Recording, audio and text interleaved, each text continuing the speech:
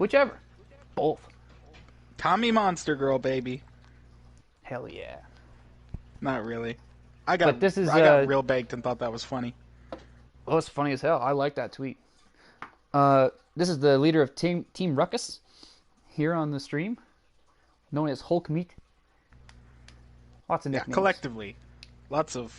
Slugger as well. My branding is on point. Okay, I fucking held the phone to my ear. We sound good. Sweet. Good to know. Both but coming I'll through. definitely have to wait and see for when the actual matches start. But I think we should be good. Awesome. That's good to hear. As soon as you got a guy, we can get our first match underway. Debuting Tommy Wiseau. Very exciting. Oh, I do want to actually start this off because we do have all 8 teams with official rosters right now. Still subject to change, but... subject to change, yes. But please elaborate. Dilf Squad's here. All right. First of all, you've got newcomers Higher Than High with Captain Mike Tyson, along with Iron Sheik, a Panda Bear, and Jesus Christ. We've got the guys with their captain Kurt Angle, along with Chris Benoit, Bam Bam Bigelow, and a Big Bear. Love it. Dilf Squad with their captain, their ace Chris Hero, along with Armor King, Bryan Danielson, and The Fiend. Got the Goof that's actually fuck Dilf Squad, but that's a good team. It's a good team. I think they got a chance. Goof Troop with Jay White, Kota Ibushi, Leonardo, and Kairi Sane. Team Ruckus with Sangre Chicana, Hulk Hogan, Jerry Lawler, and Antonio Inoki. Other newcomers, Kings of the Ring with Andre the Giant, Macho Man, Bret Hart, and Jeff Hardy. My boys, the Gonzo Club, with our captain Aja Kong, along with Stan Hansen, Big Van Vader, and Muhammad Ali. And finally, the Funky Friends, who just got theirs in today with Umaga, Don Fry, King Kong, and Butterbean. Hell of a fucking bunch of guys. And still subject to change. Any one of these guys that we show here tonight could be the next big guy. Yeah, this is top prospects for you. Anyone here is eligible for... I almost said parole. Fuck me. Parole! Is eligible to be on your squad. Free of charge. As long as nobody else takes them, in which case it could cost you a guy. Trades are allowed. Trades are encouraged, even. If somebody has somebody you want, trade them.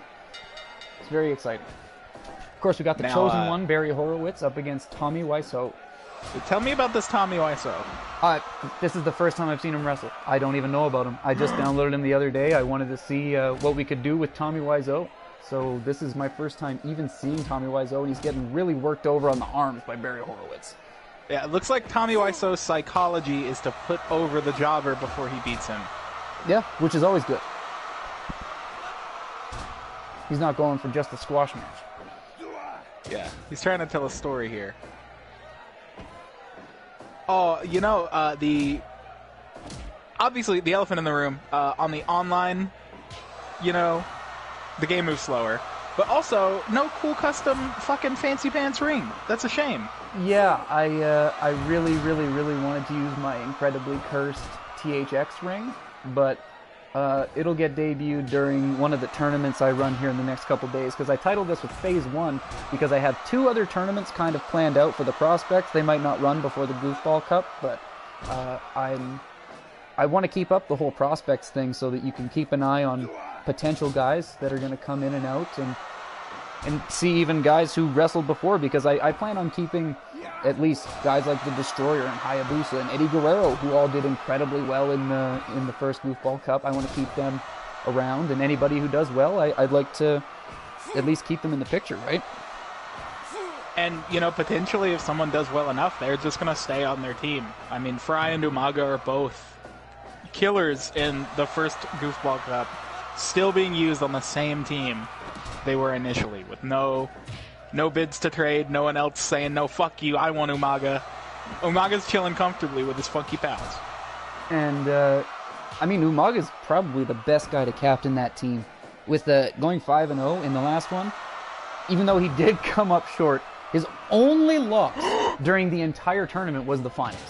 Tommy Wiseau's trying to kill Barry Horowitz now, though. Yeah, Tommy Wiseau throwing a fucking spinning lariat. Tommy Wiseau wants to rip his head off. Now he's just throwing him into the bombs. Tommy Wiseau is relentless. Just that image is great.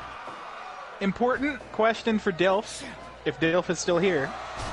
Your poster advertising your team says Bryan Danielson, but the picture is Daniel Bryan.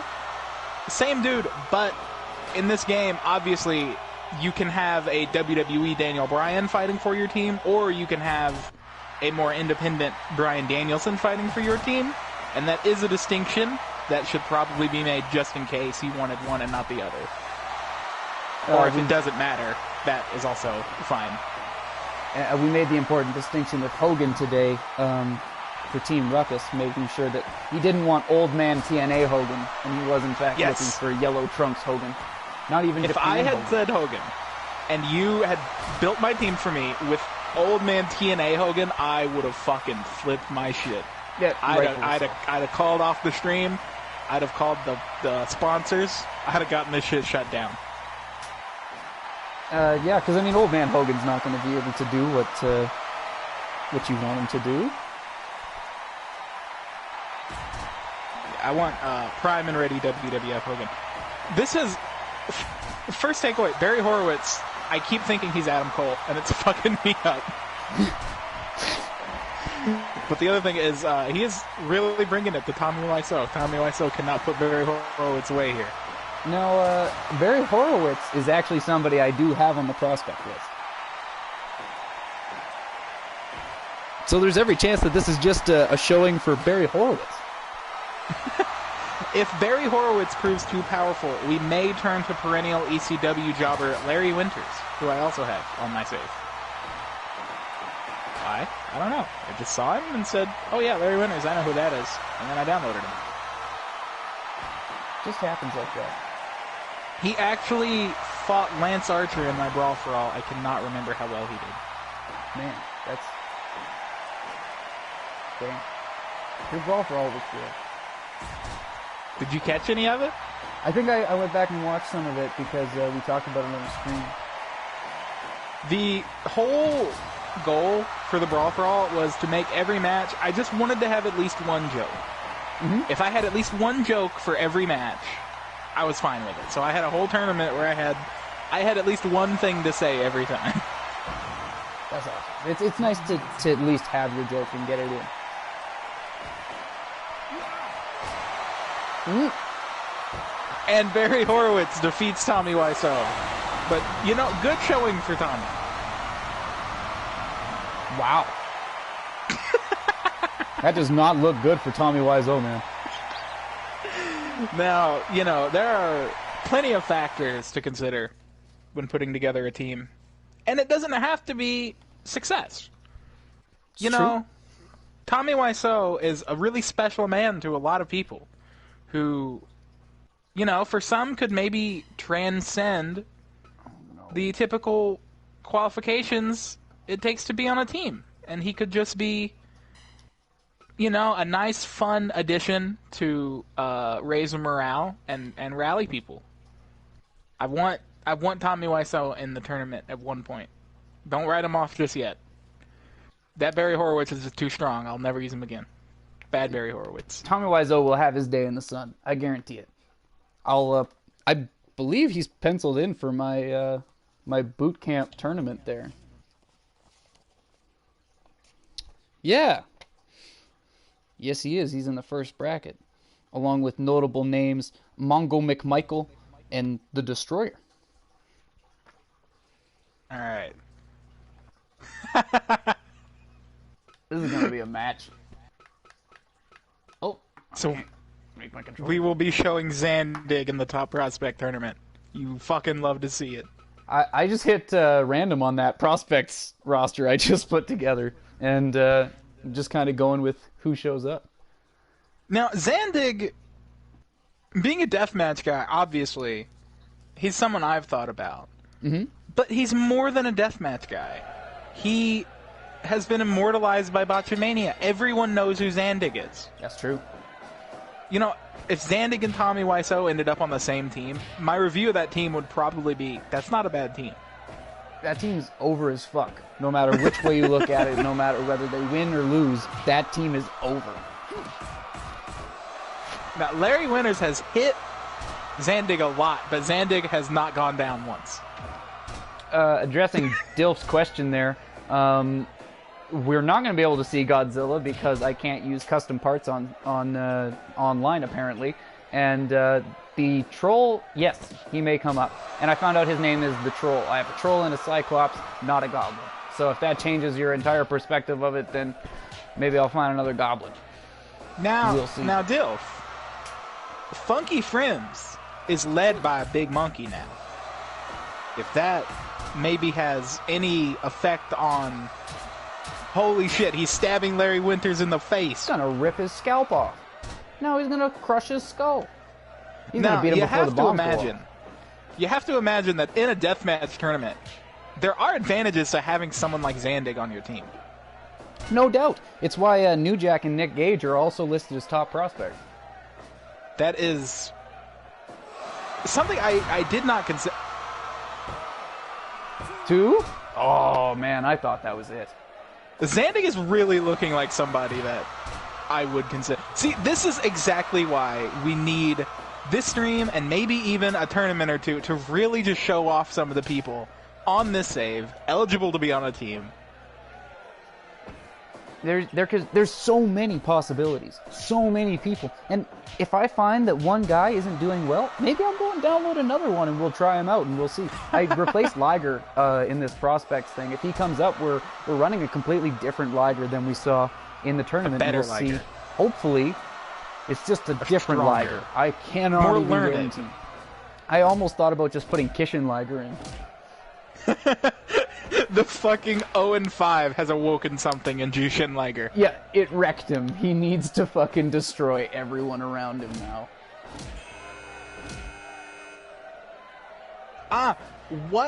We mentioned this before the stream. I'd like to get some sort of comment of it on air. The chances of... Oh, Larry Winters. Did Larry Winters just die? Yep. Zandig wins to the bomb in 5 minutes. Zandig wore him out, man. Like, Red Shoes is dead. Zandig standing tall. What a fucking showing from Zandig. Yeah, I mean that really pushes Zandig way up in my wow. In what I was expecting. Like, I almost want to push him into one of these tournaments. He's probably gonna end up being a top prospect, probably picked up in the next Goofball Cup or two. What a guy. Dilf is Team Monkey? I don't know Awful. how you can be Team Monkey. It's a giant lizard. Yes, dude, he's a nuke. He's a nuke with scales. Like, what are you gonna do? And big ass that? teeth. Yeah. You get it, man. You get it, brother. Okay. You gotta give the fucking monkey his moment. Like, you gotta give him his fucking his hot tag. But you already know that the fucking lizard's going over, man. You walk into that movie knowing the lizard's going over. He's gotta. How could he not? And I do think I'm so glad I downloaded that fucking Larry Winters because I mean, just great jobber guy. Just Fantastic. He did great. Barry Horowitz was hitting fucking perfect plexes. Barry Horowitz is the chosen one, so like I'm also having a hell of a time trying to get back onto my roster as I was having before because it doesn't just let me click on my guy. Dilf, this isn't slander. It's Big Monkey versus fucking Kaiju, man. There's no two ways around it. That's all there is to it. I don't know why God punishes me so, but someday I will get onto a prospect, and that day will be glorious. Well, Larry Winters is ready. He's learned a lot about death matches after fighting a legend like Zandig. I think he's got some tricks up his sleeve. I think he's gonna surprise us. I'm excited to see what Larry Winters brings out. Maybe Larry Winters is gonna be a prospect in and of himself. Anyway, I think I asked awards. Are we going to be giving out some awards to some standout? So, specifically, one that stood out to me was the cage match MVP. Not just because he was on my team, but because the Destroyer won us 2 consecutive matches in that cage match tournament. So, after the fact, I'm going to give the cage match MVP to the Destroyer. And I mean, this you will have be... to. He carried the team in the submission aspect. I mean, he just picked up that man and spun him around, and that was it. Like, I don't know where we would have been without the Destroyer, because realizing there wasn't enough submission power in my team in order to get us through the War Games, the whole War Games thing. I mean, just to be saved by the Destroyer there was huge. And I do want to point out another award is we got a Sad Boy award, and they just fought and fought and fought, but Tay Conti is going to take that one because she tried. She tried and tried and tried. A lot of spirit. There were some matches where she looked completely helpless, and then there were others where she just kicked out of everything and fought so fucking hard and got so over. Everyone was pulling for Tay, and she didn't win one match. Looking That's here, sympathy, man. The Adam Cole loss was heartbreaking. The Destroyer loss was kind of expected, and the Umaga loss kind of expected. But when it came to that Chris Hero match, Tay really pulled it all out and really tried to do everything that she could. And against a man who won a single match tournament not a few hours later. And so, even more props. Yeah. I mean, all of the... Besides... And Owen Hart. His only win in the tournament was over Tay Conti, and he needed it. And he needed it bad. And you could see Owen Hart really pull it out. That was one of the last matches in the whole tournament, actually. And it was another barn burner from Tay. So I'm going to change that from the Sad Boy Award to the Spirit Award. Tried their best, but just came up short every single time. The Sad Boy Award goes to Jushin Liger. And I think, really, if there's a sad boy... Nobody was sadder than Jushin Liger. I pulled for him. Everyone did. You almost had to. That plucky motherfucker. Everyone loves Liger.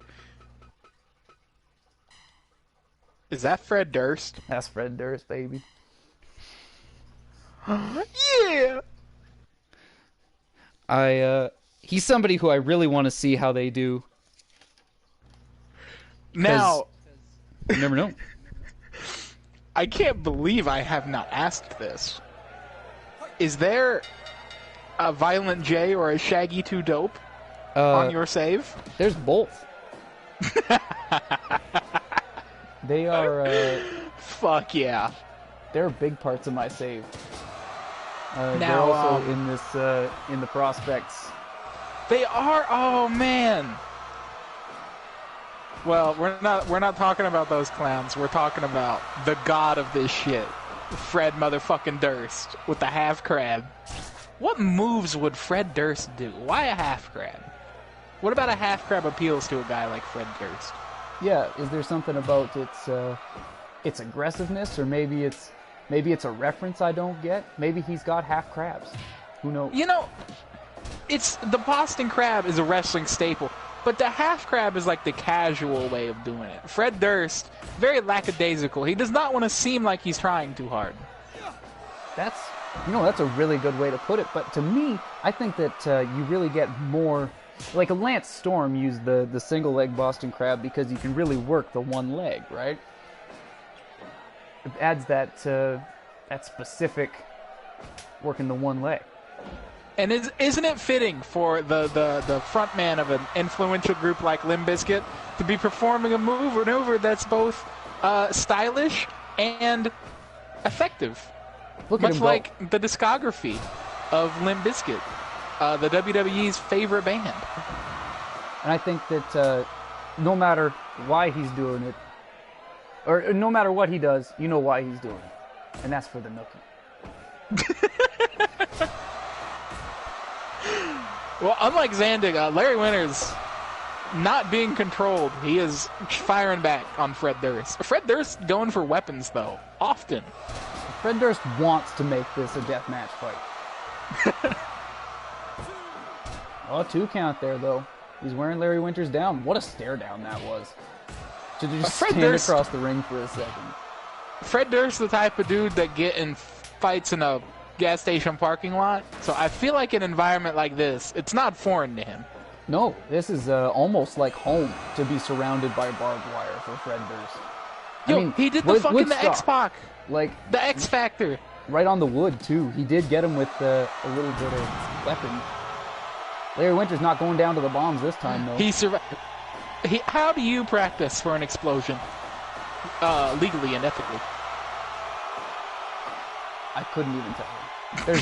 There's no way to. You pretty much just have to go in, and once you blow up, you'll blow up. So it's sheer force of will? Has to be.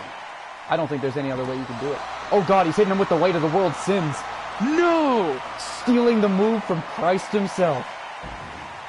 Who better than Fred Durst? Certainly not Christ. Oh my god! What a combination from Fred Durst. And I think that's Fred Durst be it. really pulling it By out. God, Larry Winters with Larry the near Winters! fall.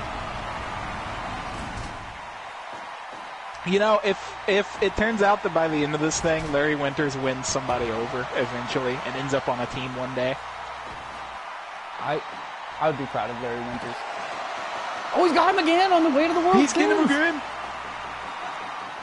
Keep rolling. Damn, he just tosses him. I think he punched him on the way down. He did. He clocked him. That's a fucking hell of a strategy. Shot to the kidneys. Just swinging and swinging and swinging. Now, could you imagine a matchup between Fred Durst and Zandig? Man, you could make it happen. Anyone could. I could. Jesus Christ! Wow. Fuck! Larry Winters is really staying in this one.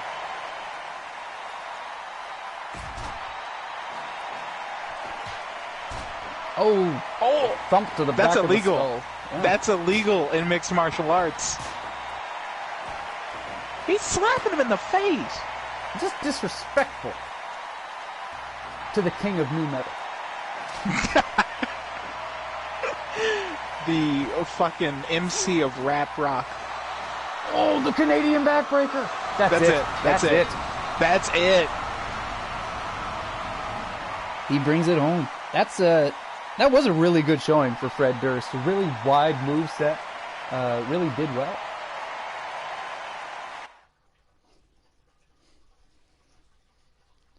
I mean, Tommy Wiseau is the only loser so far. Having taken a big fat L to Barry Horowitz. Big fat L. Barry Horowitz is retired as a jobber now. He has moved on. Barry Horowitz, now a prospect. Barry Horowitz is the chosen one. Someday he will be on a team. Yeah, that was the fucking problem, is I chose the chosen one, Barry Horowitz, and expected him to get the job done. He doesn't job for anyone. Nope, he does not. He is the chosen one. But you know who does job? That's goddamn Larry Winters.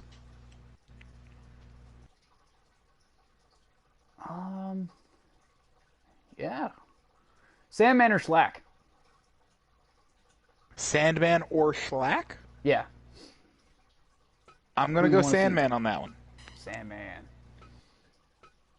Solely because the hardest I've laughed this year has had Sandman involved in it.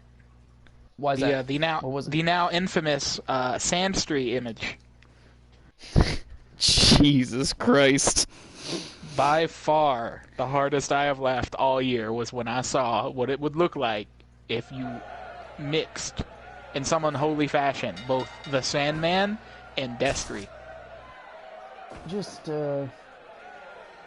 I don't even want to think about the scientific ramifications of doing such, but, it's imprinted on my memory. Not as much as Destry and Maven looking exactly alike somehow. Yeah, they're just the same person. Doesn't matter. You put that face on anyone, boom. Maven, Yeah, Destry, and same guy. the problem is, I've never looked at Maven and gone, that looks like Destry. But, I mean, scientifically, when you make that connection, when something else forces you to look at it that way, dead ringer. It's unreal. Yep. It's just about the context. Oh god, those elbows to Sandman's face. Larry Winters really doesn't want to keep jobbing. Larry Winters has learned a new move every time. And they're just fighting moves. He just wants to fight. 0 count. He's not fucking laying down for Sandman. And if I could find a way to put Destry's face on Sandman, Dill, yes, Sandstreet would be a prospect. But as for right now, we just have to deal with Sandman. If one of us can find a vase that looks like Destry, that's a tall order. We'll just put Maven's face on Sandman. Well, yeah, if you just find a Maven head and put it on a Sandman, then we'll have him. I'll then keep you you, have my I'll keep team you captain. updated. Sandstreet, the fucking team captain. I would make him extra powerful.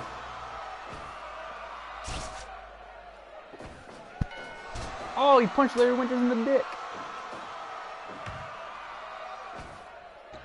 Yes. You know, while Sandman and Larry Winters keep targeting each other's eyeballs, I can, now that we're on stream, bring up kind of my thinking for my own team and why I'm trying to assemble it in the way that I'm trying to assemble it. Yeah, give us Dylan, the breakdown of what Team Ruckus is all about. Hold on. Let me take a drag off this pin real quick, and I'm gonna give it to you. In the meantime, the bombs are about to go off. While he hits that pen, the bomb's about to hit. Ah! Larry Winters not. And Larry Winters, he survives another bomb. All right. Here's the thing. Do you know what an option select is? No. All right. Option select is a fighting game term, okay? What an option select is a series of inputs that, under one set of conditions, gives you one result, and under a different set of conditions, gives you a different result. Okay. Just using Street Fighter, for example. Say you're playing Ryu.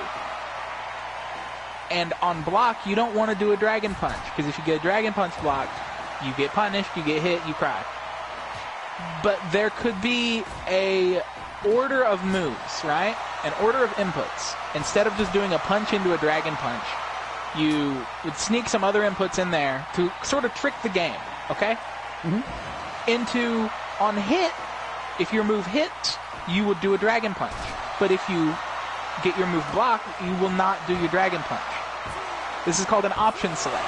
You are essentially taking all of the player aspect out of something and getting the desired result every time. And now, the reason I'm telling you about this term is because it's kind of been, used in a different fashion. An option select used outside of a fighting game, right? It's essentially an excuse with a lot of reasoning behind it, right? Okay. That makes sense. And I don't want to pull an option select regarding how poorly Team Ruckus did in the last tournament here. But I kind of have an option select here. You see, when you asked me to give you some guys, I was a little high. Mm-hmm. I didn't read the whole thing. It was a lot of words. It was. I just saw that you wanted 4 guys from me. It's not your fault that it was a lot of words. I should have read, okay? I'm not a fucking animal. I can read. But I saw all these words, and I was like, he wants 4 guys so he can do, like, a cool tournament thing. I'm going to give him 4 fun, cool people that would be cool in this tournament, right? So I wasn't aware that these people would then be representing me. And I thought about not bringing that up because I fell in love with that team. Brazil, Mexico, Memphis, Kentuckiana, it had it all. And I love that team, and they tried their best, and I'm very proud of them. But I got to make up for some lost time, and I got to make up for some lost ground. And I got to build a team this time that is less about, having fun and really representing me and you know, the type of bullshit you'll find on my Twitter, and is a little more built to win. Absolutely. So the logic behind these three individuals I've added to the team, Hulk Hogan, Antonio Inoki, and Jerry Lawler, is that in kayfabe, these are three guys who do not lose. These are three guys who are phenoms, who are superstars, megastars of wrestling. And who better to put on a team that wants to win than guys who statistically win. And not just guys who statistically win, but guys that I love. I'm still getting Memphis. I'm just getting better Memphis from Jerry Lawler. I'm not getting Brazil anymore, but that's okay, because I'm getting the man who represents the whole USA, the whole thing. Hulk Hogan. He's not from a state or a town. He's from America. He is America. And Antonio Inoki, I did not have any Japanese wrestling representation on my team. And who better than the dude responsible for one of my favorite styles of wrestling? This is a team that has to win because they don't know how to lose. And I mean, by that same token, your only representative that you kept was undefeated minus one KO loss to the winner of that tournament. So he did spectacularly well. He was honestly a standout no matter what. And if you were to drop Sangre Chicana, I would not be surprised at how fast he gets picked back. Wait, really? Yeah, I mean, I think that he could easily go somewhere else, especially with that undefeated record. He did. It is a crazy record. It was hard to do. Only him and Benoit managed to, and Umaga, the only three that managed to pull off actual undefeated streaks. Because Kurt Angle ended up taking a loss to Aja Kong, and Aja Kong ended up taking a loss as well. And it would probably be foolish for me to get rid of a guy who did perform that well. The only thing I'm having about keeping Sangre around is that he does kind of seem like an odd man out a little bit. I mean, you have Hogan, megastar of wrestling. You have Jerry Lawler, megastar of wrestling. And you have Antonio Inoki, who some see as a god of pro wrestling. And then Sangre Chicana, who and it's my fault for being a bad wrestling fan, but I didn't know who that was until this year. But he is a legendary luchador in his own right. After doing a little bit of research, specifically because you brought him up, I went and did some extra research afterwards, and I watched the match against MS1, and it really, really fun.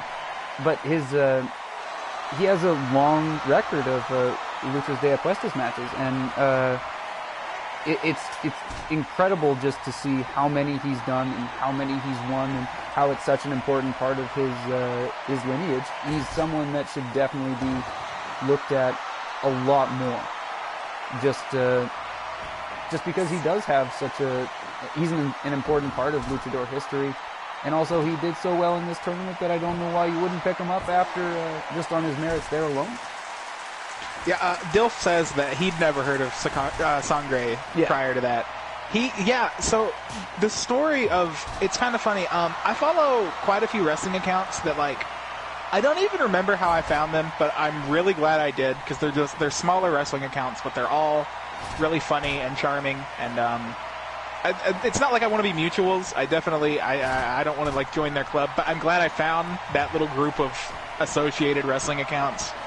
And one of them mentioned wanting to watch a really bloody match, and they said that they were going to watch MS1 versus Sangre Chicana later.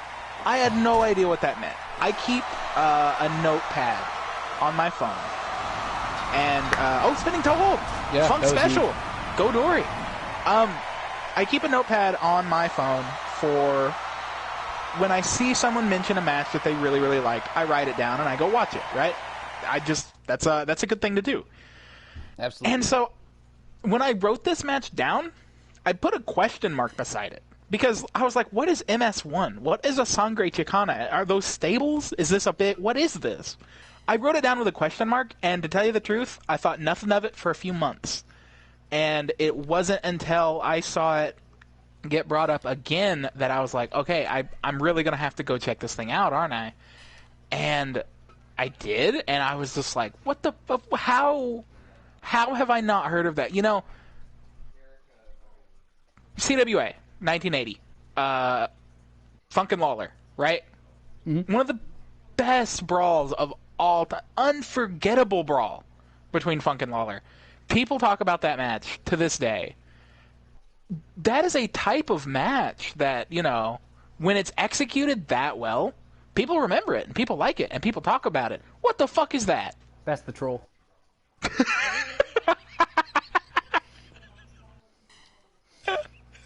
Troll! Get him! Fucking run, Larry! It's a monster, dude! You can't fight that guy! He's not of this mortal plane! Look at those fucking horns. There's ears. I don't even know what they are. He's just funny looking, man. But this is who Dilf was asking about, and he did just come up after I hit the random there. Wow! He looks, he's a big fucking baby man! Yep. And he's somebody who I would probably be willing to put in a tournament against the Bear if I was putting somebody forward. Oh man, he's got the cool moves. Look, he's like fucking Samoa Joe, but from another planet. No, an alien Samoa Joe. Samoa Joe from another world, from the moon. Moon Joe. Dilf says he wants to name the troll Rugrat. That's a good name for him. There's 4 different colors of them. Green, purple, blue, and pink. Baby skin, yeah, I like this one. The bright pink really he's looking all seals nice him and together. fresh. And he's just rolling him over. He is really beating the fucking shit out of Larry Winters right now. He's just rolling him around. And now he's going to toss him. Oh, no, he's going to fall on top of him. That's got to be it. I wouldn't even put it past him. Damn. The tenacity of Larry Winters. Can't believe he kicked out. But yeah, as I was saying about MS1 and Sangre Chicana, it's just, there's not a lot of people talking about the match, and that kind of blows my mind because it, I mentioned in a message to you all the things I liked about it, and off the top of my head, I don't know what the whole list was. But, you know, you have a match that has one of the best babyface performances I've ever seen. Mm-hmm. One of the best heel performances I've ever seen. A crowd that's really, really invested. Great atmosphere. I love, you know, you get all the photographers and ringside and shit. I love that old wrestling atmosphere. You have double fucking juice. You have a great structure to the 2 out of 3 falls, right? Where Sangre gets down a fall immediately and has to make the actual comeback to save, you know, his fucking mop. You have him gushing blood. I so wish that was an HD so that you could really see how much he was bleeding, because it was a lot, man. You have little fucking old ladies wiping up his blood. I have never seen that. Yeah, the actual crowd involvement in the match is an extra part of it. I seriously, I didn't know either of the guys going into the match, and I watched the first about 7-10 minutes, and he's just getting punched, and he's bleeding and bleeding and bleeding. And as soon as he hit that first punch, I actually had goosebumps. I was like, holy shit, he's coming back, and he's going to kill him now. And it was just good. Every wrestling move they actually busted out in that match meant so much more than any wrestling move in almost any match I've ever seen. The dives in that match versus the dives you see in just like any standard match that has dives, it's like night and day. That's how you're supposed to use that move, dude. Yeah, and not just Monday Night Raw, 3rd match of the night. Do 2 outside dives. It'll be fun. It'll be fun. Yo, Troll missing a swing. Dilf, I do think Troll would be a great addition to any team. Yo, Fiend and Troll. Dude. The unstoppable duo. Because who goes in your Ubers? Because basically the only for sure bracket that I'm putting together is an Ubers bracket with the top guy from every single team, so that you don't just have people running roughshod all over the place. Over brackets, that seems to balance it out. I don't even know who you'd put in there with his guys. And I mean, I'm thinking the Funky Friends. I don't even know King Kong or Umaga. Who's supposed to go there? Testing will have to be done for sure. On these are very important questions. There's a lot of ins and a lot of outs. Honestly, the troll is still just bringing it to him, and Larry Winters is just taking a breath. Oh, yep. He's dead. Larry Winters really, troll really played with his food on that one. Yeah, and now he's just going to pop his arm on it. Yeah, see, that's it. He apparently he had that match won for a while, but he just waited as long as he could to just grind that out. I think Troll put up a really, really, really good showing there. Troll for just being a fucking fat, lumpy, pink baby skin bitch. Legendary. I feel about Troll the way I felt when I first watched Big Bear do some shit. Yeah. He's like the rise of a legend. The rise of Troll. Man, if Dilf doesn't get Troll, someone will. Mark my words. Yeah, Troll's pretty much... I think he might have just jumped his way into the number in that top 10 spot there. Now, let's just take a second and a couple highlights of guys that looked really great. Zandig looked like potentially a must-pick at some point. Yeah. Fred Durst looked fantastic in his match. Sandman was all right. He kept up. Sandman. We got to find out if he's a worthy heel. Disgusting. I hate him. I think he's awful. But I hope he takes this L. Motherfucker.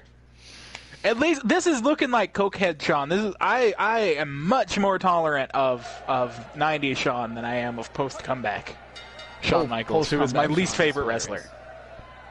Oh, Jello Biafra. That's their shtick. He's Jello Biafra. Punk singer. Dead Kennedys are the best. But pirate their music because the actual band is full of scabs. Dude, I didn't find out they were like that until I think this year. Has that been a thing for a while and I was just blessed to have not known? Man, that's so sad. I had no idea. I made a tweet like, man, they finally got the DK.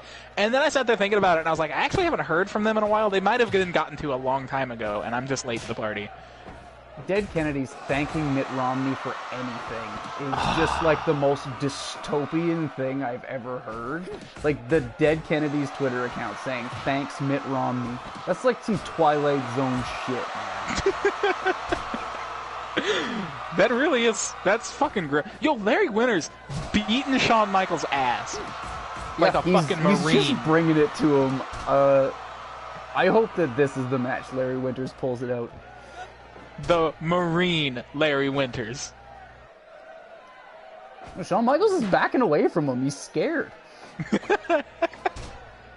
Well, man, it's, I like to think of it like it's a Groundhog Day scenario. Every time Larry Winters comes back, he's a little stronger. Yep. He knows a little bit more. He's a little bit more familiar with this surrounding. And, you'll see, look at him. That's a new move. No, fuck that. When Larry Winters wins a match, I'm gonna pop off so fucking hard. Me too.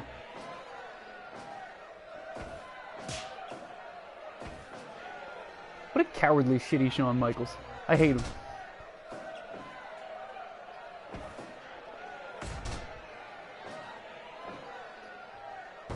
Oh. Yeah. Stay with it, Larry. Larry can do. If Larry just gets a couple lucky Irish whips into the wire, Mm-hmm. That's all. And that's why I kind of like this match type, because it can completely change everything in just a couple seconds. Yeah, the landmines, they kind of offer a similar effect, but really, if you don't have, like that vertical suplex or like a power move that's really going to throw somebody out of the ring, it can be hard to get somebody to land on the mines. Yep. It definitely favors power move sets over anything else. But I the mean, barbed any wire, kind of suplex, anyone, yeah. anyone Yeah, can all go you have to in. do is an Irish whip. But Did Larry you Winters see is the still fucking keeping it. dance? Yeah. He fucking danced on him. Larry Winters wants this match. If Larry Winters beats Shawn needs Michaels. this match. If Larry Winters beats Shawn Michaels, he is on my team. He This is is big fucking stakes for Larry recruited. Winters now. Recruited. Just fuck him up, Larry Winters. Yeah, okay. This Larry Winters was made by Miguel Francisco. You will download him if he beats Shawn Michaels. Yes, I will. Oh, and 2 count. You know, I can just see it now, Dilf seeing Jello in the list of prospects and just getting really excited about a big Jello blob that he can pick. A big Jello man. You know, the Invisible Man, he's one of the prospects. He should probably be a little bit higher up in that prospect list. I feel like, you know, by the time we've run out of the wrestlers we're really excited to use, that's when it's going to get like, okay, this next matchup, the Invisible Man versus RZA. That's when it becomes truly the Goofball Cup. It is time for Method Man versus Naruto. Who will win? Superman. Like, Larry Winters. Dude, I wanted is to ask about Superman. I genuinely wanted to ask about Superman. I got a Superman. He's in the prospects right now. Oh, boy. Well, yeah, because when I was going to take Andre the Giant confirmed, I was going to tell you Andre over Sharon Gray. But I got beat to the punch. That's fine. And then when I found that out, I was like, all right, we need another big-time megastar to help rally this team together. Motherfucking Muhammad Ali. I mean, like, Hogan, Ali, Andre. No one's bigger than any of them. You had Ali, so I'm like, fuck it, I'm just gonna get Superman. Honestly, if you're gonna, like, pick up anybody with some serious, just busted fucking moveset and points, Superman. I think I had Is Superman do a busted? match. Yes, he does this crazy goddamn suplex where he puts him up and then jumps up in the air and disappears and then slams back down. So, Yo. he's got some fucking nutty ass moves. I think I'll try and bust out Superman after this. We'll see him in action. Yeah, I do want to see Superman in action, not gonna lie. See what he could offer, potentially. I mean, he would vibe with Hogan and Inoki. Oh, yeah. I mean, you want to add somebody who's the king of their world, fucking king of comic books, dude. I don't think there's any more recognizable superhero than Superman. That's probably an accurate statement still. And that was an accurate statement 70 years ago. Yeah, it's kind of just been an accurate statement since comic books. People have been like, no, Superman? Since Superman, yeah. Oh, no! No! No! You fucking truly hate to see it, you lazy-eyed bastard. Fucking Larry Winters gave it his all there. Could be wrong, but I'm pretty sure that is the longest match thus far. Yep, I think it was. I don't think anything else has exceeded the 10.5, 11-minute mark. Now, Dilf, I don't know if I'm going to recruit King, but I will say that Tekken 3 was one of the first video games I ever played, and King was the first video game character I mained in any video game. Like, as a kid, I loved two things. I loved cats, and I loved wrestling. And I was like, big cat that wrestles, that's my guy. That's no matter what, that's my dude. Where'd I put that Superman? I swear to God I put him in here.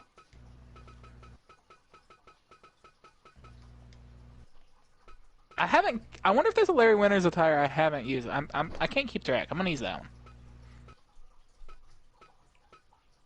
Now, Dilf, I'm gonna ask you, why Armor King over regular King? What about King with armor? Do you like more than King without armor? Is it just the extra defense that armor provides?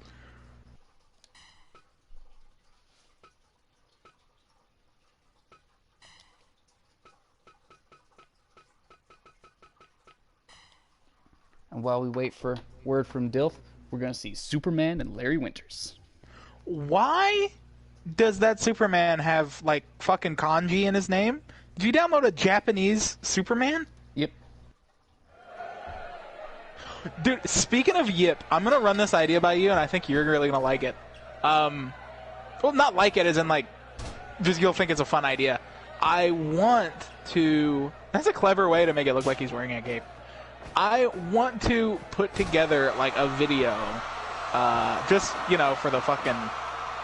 Just for my YouTube channel, of all the things that I, like, quote on a really frequent basis. Just do like a montage, just like a reel of and thinking about it today, I was like, well, Yip, Jumpin' Jeff Farmer's Yip would have to go in there. I say Yip all the time. You remember our like in unison Yip when we were after During watching Ginger that really Dead bad Man promo in that movie? Oh, that was one of the best moments of our whole career. Yip. Saying Yip at the same time. Superman doing super kicks. That is... Wow. Oh, liver punch. What? He just punched him in the fucking kidney. Yo, Superman's work really rate taken Superman? over. Yeah, he's Ring of Honor really Pure Champion? Superman? Oh yeah, Poojack. That's one who I'm definitely going to have bust out here because I've never actually gotten to use Poojack. It's Pooh Bear, but in New Jack's clothes, and I'm not sure what he wrestles like.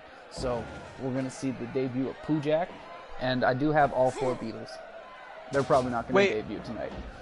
Who is Pooh Bear? Pooh Bear? You don't know who Pooh Bear is? Who's Pooh Bear? Do you know who Tigger is? Do you know any of that shit? Winnie the Pooh! Yeah, Winnie the Pooh. Sorry. Okay. Yeah. Is he called Pooh Bear in Canada? He's got it. That's what I call him. It's called that in the cartoons I watched. Winnie the Pooh is his perfect name. I wasn't much of a Pooh kid. There, you know, like every kid has those weird baby pictures. Like the baby picture background that they chose for me was a Winnie the Pooh background. But other than that, I don't have much involvement with the Pooh. That's fair enough. But yeah, it's Winnie the Pooh, but dressed up as Ninja. That sounds excellent. Yeah, he's gonna be something. Oh, Larry Winters getting that punch in before the bombs go off. If Larry Winters beats Superman, what then? Superman has been fighting like fucking like Jack Dempsey. Where I want to see a big ass suplex. Oh, ridiculous power bomb. Lots of spins. Oh god, a near fall.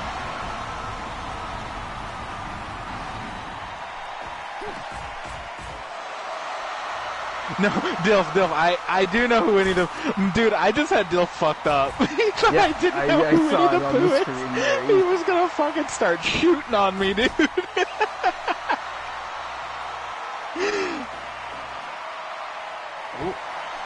Another pinfall for Superman. Only 2 counts. Yes, I do know who Winnie the Pooh... I'm dumb, and like... Obviously, Pooh Bear makes sense now. Like, obviously, that's... But I'm only... In my head, he's just Winnie the Pooh. So I was like, what is a Pooh Bear?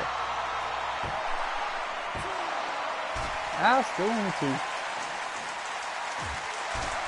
Man, Larry Winters just keeps coming out with these ridiculous strikes. He's really winning me over. Gumby should be a prospect, I do agree, Bill. Gumby? Yep. I will find a Gumby. I would consider a Gumby now. I joke about Gumby a lot, dude. It's all because when I was a kid, there was a viral video called Bitch Gumby or something like that. And I just thought Gumby looked real funny, and I've always thought about Gumby. Ridiculous suplex from Superman. But I do remember there being some viral video like that that transcended borders. I wonder if I'd find a Gumby. Because I found this... Somebody uploaded a Randy Marsh from South Park. And they they did all the parts with the South Park fucking animation, and I'm really tempted to download it just because I want to see how he functions. Dude, you gotta. He looks good.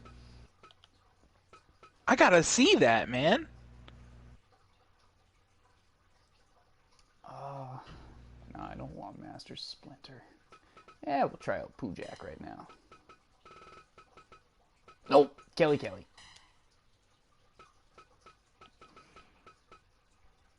Parts craft data can't be used in online play. That's weak. How about you grow some balls? Right, that's the only reason I can't debut Godzilla. The shooter! Hopefully she can make a name for herself here.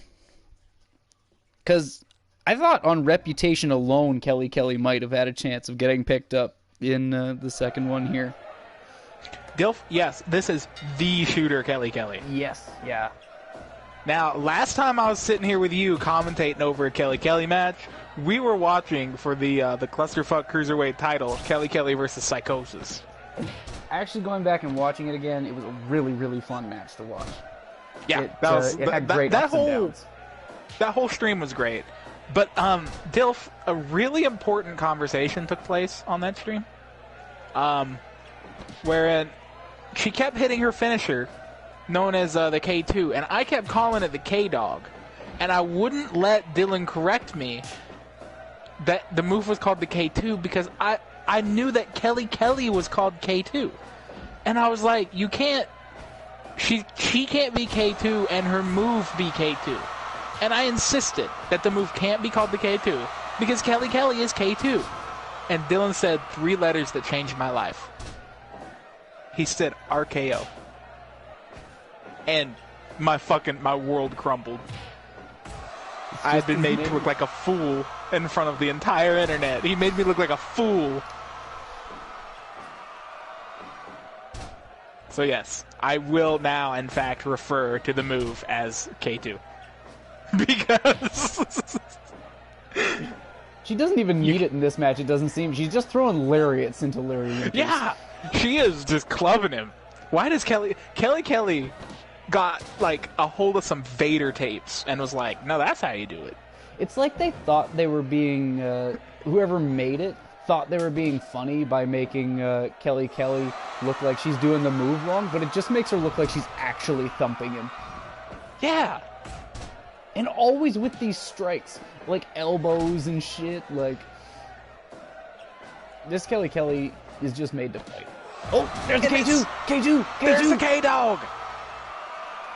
1, 2... Nah, only 2. Oh, but a second one! She ain't playing. She doesn't even want the bombs to go off. She wants it done before the 5-minute mark. Third one. Ah, but Larry Winters gets back. And just punches her in the mouth. He says, slow it down, sister. Oh, there it goes. You! Now the bombs go off. How is Larry not dead? Larry Winters, baby. Oh, he's just thumping her. You want to know what I like so much about this Larry Winters? What? If you pay attention, almost all of his moves result in the opponent still standing. So everyone just gets to look great against him except Shawn Michaels somehow. Because he's barely knocking people down. They're still left standing. There's plenty of time for them to get counters and get their big moves in. Oh, God. He's perfect. I agree. I think he's really fitting this role of jobber really well. But he's one tenacious jobber. 4 K2s. That's a K8. How many Ks will it take? Kelly.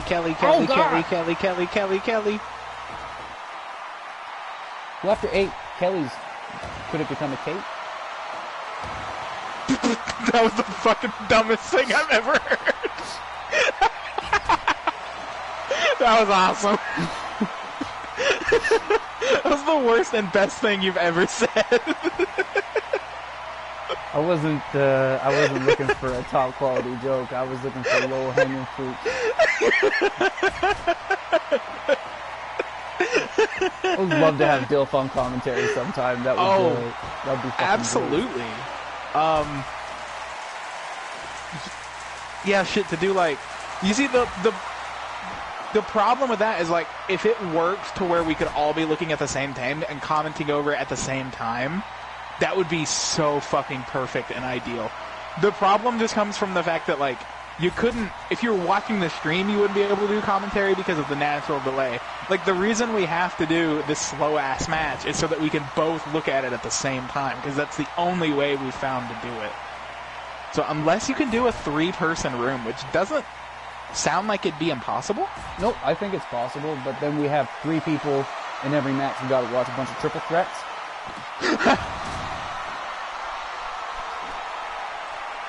Well, also, I don't think Dilf... Oh, God. Do you have Fire Pro? I think I remember you saying you didn't. Oh, thumps him. Man, this Kelly's just all about beating the shit out of people. She is really... I forgot how genuine the shooter moniker was. She really goes for it. Yeah. With a couple of goofy wrestling moves here and there, just between a bunch of just regular pure striker shit. Like, everything they said about The Undertaker applies to this Kelly. Best pure striker in Goofball Pro. Dilf, what you need to fucking get, you need to get Fire Pro and join us here. But MKXL is $6 motherfucking bucks. We could actually do the triple threat. It's $6, man. And it's my favorite fighting game. I'm so good at that game. How is it $6? It's $6. $15 when I bought it. Like, it's on sale. It's like 70% off. XL, that includes all the DLC. God damn, I had to pay for the DLC separate. Well, you made a wise decision because that game whips ass. Oh, Goro's awesome. I only play Goro. Oh, come on. Kelly! Oh, God, Larry Winters. We've also gone past the longest time. We've gone past the Sean mark with a worthy opponent. Oh! Oh my fucking God, the K2 on the light tube kills Larry Winters. Are you serious? How do you not consider Kelly after that? How do you not look at this animal, this monster, and go, nah, I'm going to pass. I only got 4 slots. She doesn't fit. Kelly, the first KO of the night, knocking Larry Winters the fuck out. That's how many Ks it took, man. Wow. That was unreal. With the finisher KO, too, it's just good to see. It really hits different, doesn't it? Do I have another jobber? Can I, like, give Larry Winters a match to fucking break? And just... Yeah, he needs a nap. Yeah, I gotta call a fucking new jobber in here. I doubt they'll be as good as Larry, but shit, he just needs a rest, man. They're going up against Kimbo Slice.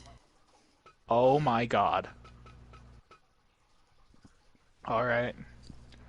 Who can job to Kimbo Slice? No, not. I like Doink the Clown too much to sacrifice him. That's totally fair.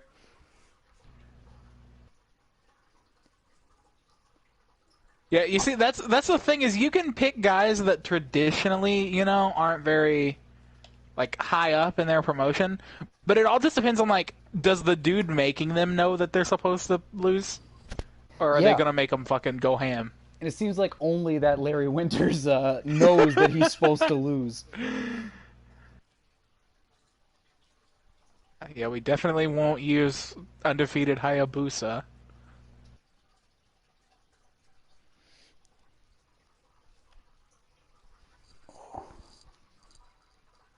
Man, Tommy Wiseau taking that L to Barry Horowitz, though. That was just right off the bat.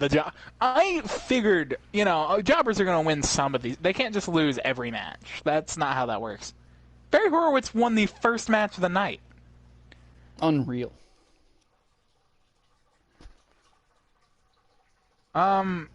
Brother, I'm dumb, It doesn't look like I have a lot of jobbers downloaded.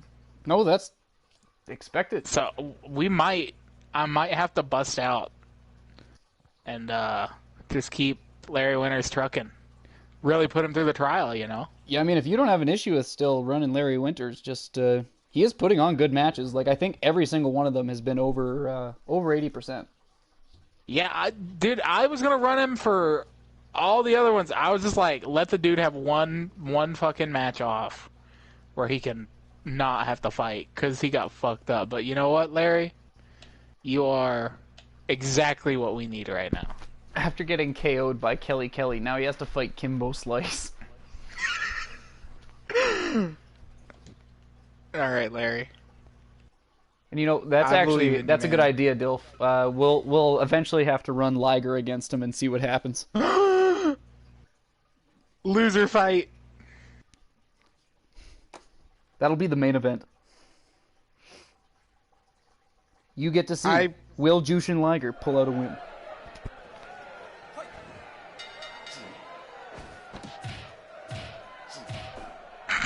Larry, no.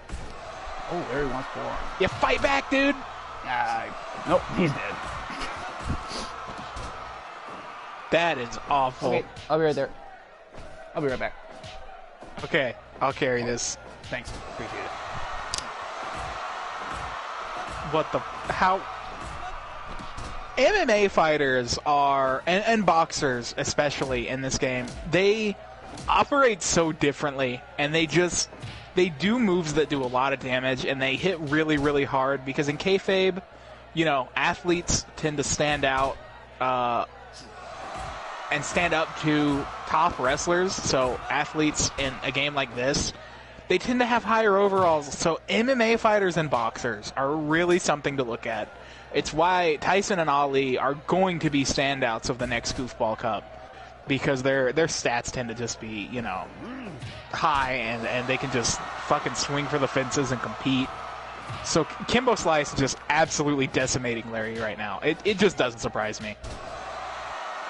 I'm feeling bad for Larry. It's all these sick punch animations. Like, it's always just so brutal.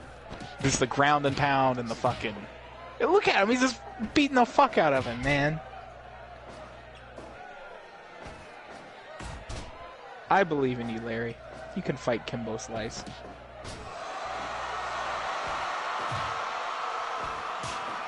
It's why when Andre was taken, I was like, Ali would be a great choice. Not only because he's a cultural icon, but because he's one of the best boxers of all time. And fighters stand out in this game, and fighters are going to stand out in the tournament. And I knew that. I was aware of that. I know how all this shit works. But then Ali was taken, and Tyson was taken, and I'm not going to lie, I don't know boxing, man. I don't watch the box, really. And MMA, like, I couldn't think of any MMA fighters on the top of my head other than, like, Brock Lesnar. That was... that's... Yeah, Dilf, I also am really interested in Lesnar, not only because, you know, he's just one of the greatest wrestlers of all time, not kidding, dude's GOAT material, but he's nuts. Let me tell you something, the only thing keeping me a little on the fence about Lesnar, obviously he's a machine, but Dylan uploaded a match a week or two ago, and this is what pays off for being the... I always fucking... I'm paying attention to what my friends are doing, man. Dylan posts a little Fire Pro match. I'm going to check it out. And he posted a little match between... And no commentary. I just went and checked it out. He posted a match between Brock Lesnar and Tiger Mask. And the only reason that I was a little hesitant about Lesnar is I watched Lesnar get rolled up by Tiger Mask. That's a really good thing to be worried about, because he Dylan did is take back. a Hello. huge L from Tiger Mask there. Yeah. And actually has he showed up kind of middling in the last couple things I've done. So I do have a different Brock Lesnar set aside here for this tournament. No, wait, I had current WWE Brock Lesnar there. Suplex City Brock Lesnar. He was doing a lot of suplexes. Yeah, that was Suplex City Brock Lesnar. I've got a New Japan Brock Lesnar I usually use. Well, how does he fare? He's good. Yeah, because I was talking about how, I knew going in that fighters and boxers, they stand out in these games because of their really brutal movesets, and they tend to go high in stats, which I think is really fitting because in kayfabe, real fighters and real athletes hold their own against, top wrestlers in kayfabe. So it makes sense for a game like this for fighters to have, really strong stats. Yes. So someone like Kimbo, these MMA fighters and these boxers, you shouldn't just gloss over them because they can just knock your shit out like that, like Kimbo did. And a really interesting note from Dilf's message there. Evander Holyfield is absolutely one of those guys that comes up and wins a lot of tournaments. Floyd Mayweather, I think he's got 2 of my belts right now, and he's somebody who's always a threat when he shows up. It's why I picked Muhammad Ali. It's why Mike Tyson I had listed as one of the top prospects, because he wins. Mike Tyson has more title belt victories in this game than any other guy. So I think that any of these boxers and fighters are a really good start. Chuck Liddell's not so great, though. I mean, there's some of the guys that just can't get wins, and I don't know why. My Chuck Liddell's one of them, but Mirko Krokop, he wins almost every fight he has against wrestlers. It doesn't matter which wrestler it is. Doesn't matter if it's Vader. Doesn't matter if it's fucking Hulk Hogan. Mirko Krokop has a chance to win.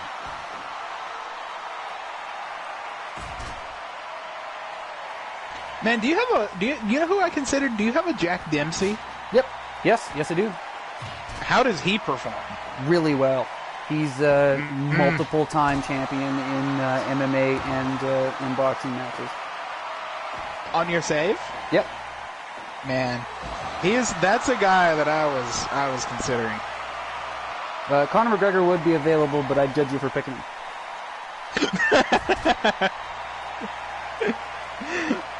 Dylan, that's what if Dilf likes Conor McGregor? I'd judge him for liking. That's not very nice. Kimbo Slice has all the attitude, but he's 1,000 times better. Holy shit! Larry Winters going the distance. Really good way to come back on that is just punch him in the face.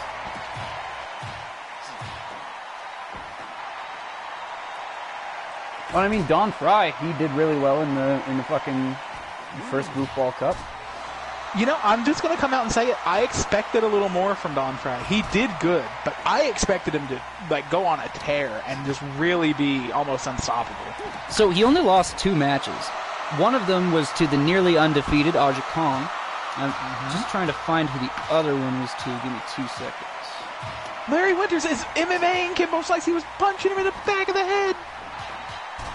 How is he doing it? If Larry Winters out-punches Kimbo Slice. Don Fry lost... No, sorry. He beat the undefeated Aja Kong. Was her only loss.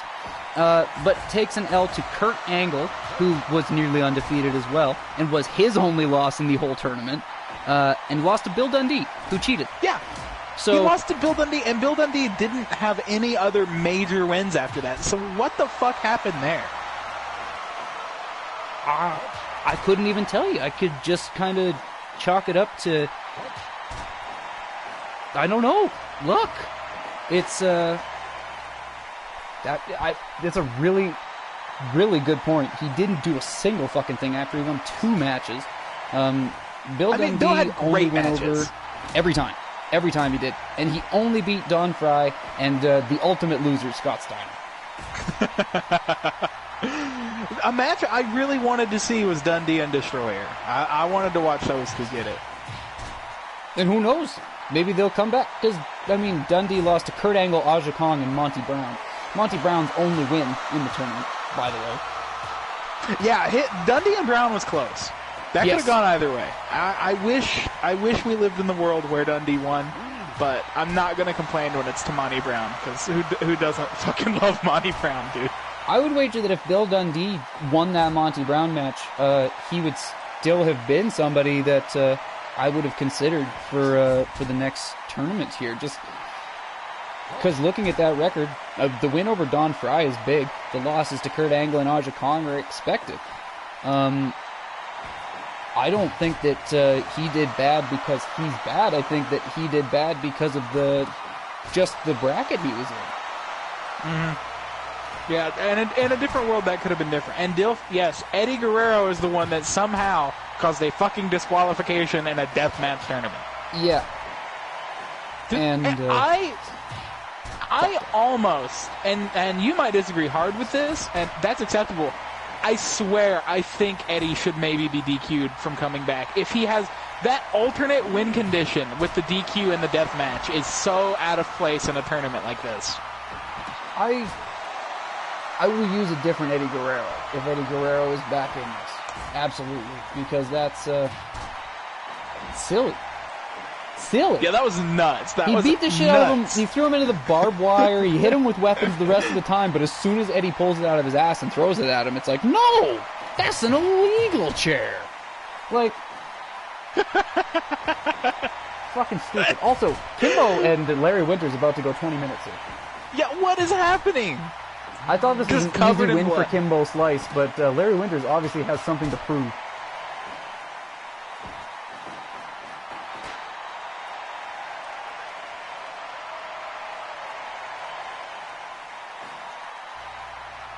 I mean, what could Larry Winters prove that he hasn't already proved, man? No shit. He's just filling his role, and that's all we need him for. Yeah, he's not winning any big matches, but he is looking great out here. You know, not if Kimbo Slice was punching him in the back of the head, sorry I interrupted you, but if he was punching him in the back of the head there, I think the match is over. If he, instead of doing a little pose and standing there breathing, if he had just gotten on top of him like he's about to do... No, he's going to pick him up. What an idiot. Yeah, he really needs to get the pound game going. Yeah, because a ground and pound will end the match.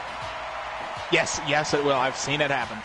If you are I remember my own Billy Ruckus, creator wrestler. I had to remove ground and pound moves because they just win matches. Yeah. They're fucking absolute match killers. They will knock you out. They will stop a match, and it does not look like Kimbo. If he has them, he's not using them. He is just employing a weird-ass strategy here. Yeah, I usually see a lot better from this Kimbo Slice. Come on, get on top. Come on, you have to get it. Do it! Stop picking him up! Oh, see, now you're fucked because you got headbutted. Maybe he just knows. He just, he knows Larry's not going to beat him. Larry with the headbutts. He's just laying him in. Danielson always does well, especially if you go with old Danielson as opposed to new Danielson.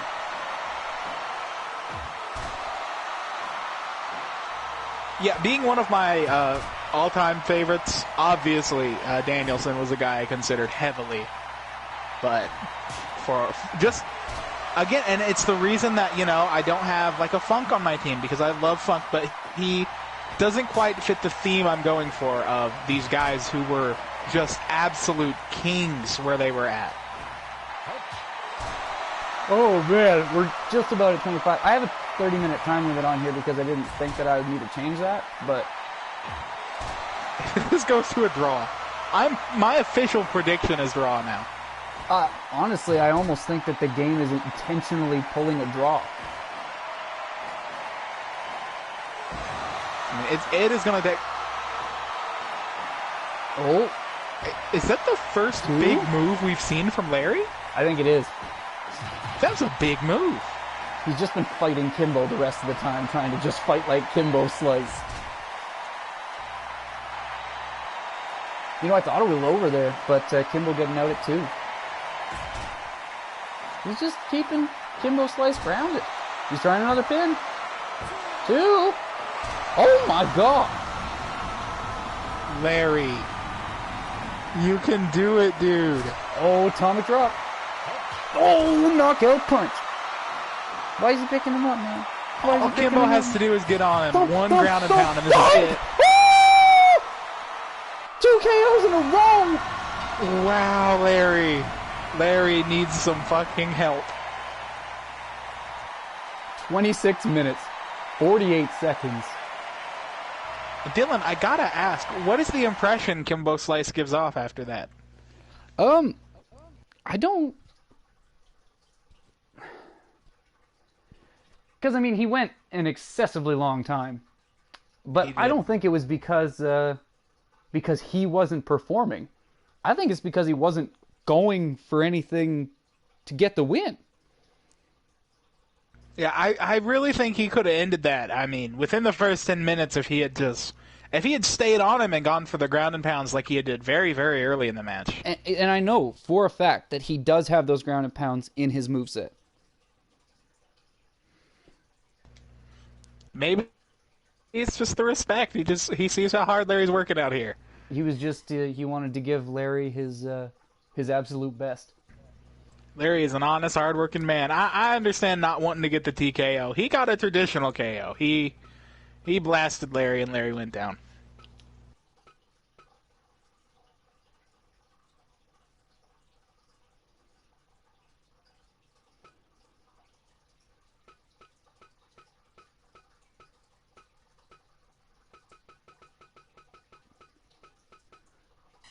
Gonna catch the debut of Pujak now. Gonna just up That's that time limit Pujak? a little bit. That's Pujak. Oh my god.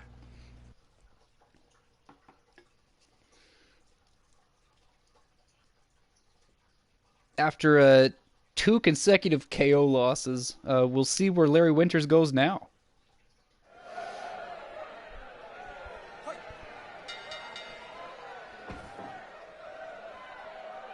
Oh, immediately taken over.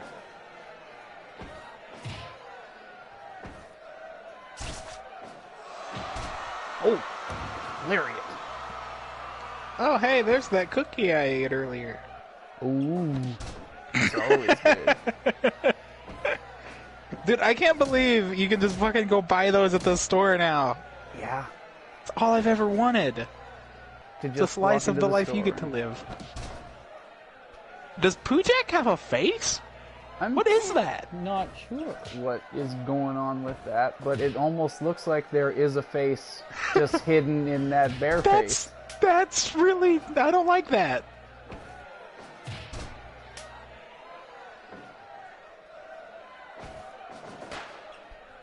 Oh, hello, Cheech. Oh, don't poke yourself with my pen. Headphones aren't toys. Pujak is unsettling. I'm not gonna lie. You know, does that add to his to what you want from him?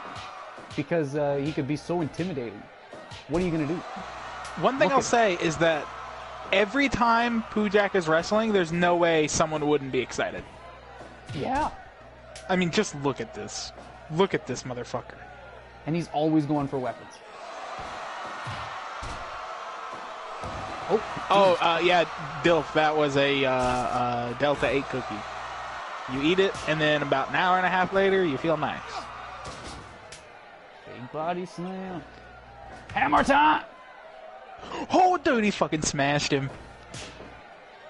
I really like, because, like, a lot of the times, people will go for a weapon in this game, and they won't be able to actually use it to their advantage. So I really like seeing Pujak just pick up a hammer and actually whop him upside the head with it. Yeah, it really, it's great to see. Oh, and just a pile driver! Pujak's nuts.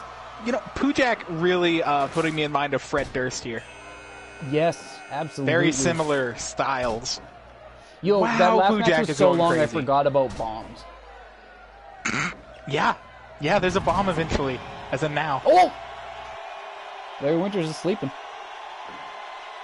Okay, that's it. I think Larry needs a break. He got Yeah, knocked out he's- twice in a row, and then he went down to a bomb. Something's going on.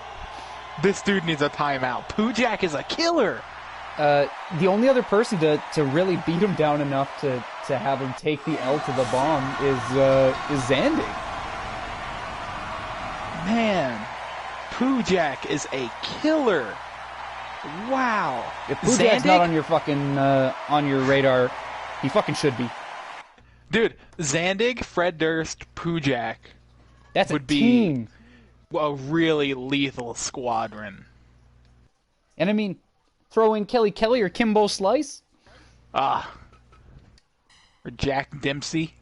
You got just a fucking killer team. Okay. We need a new jobber. Let's look. Who is our new jobber? Gonna take on Jumbo Saruta. New jobber. Looking for a new jobber.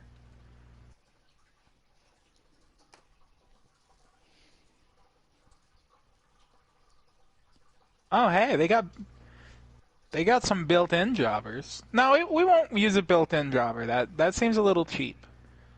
We are just gonna find a guy that looks like he's not gonna do a lot and hope that that is an accurate assessment of him and that he doesn't actually do a whole lot, right?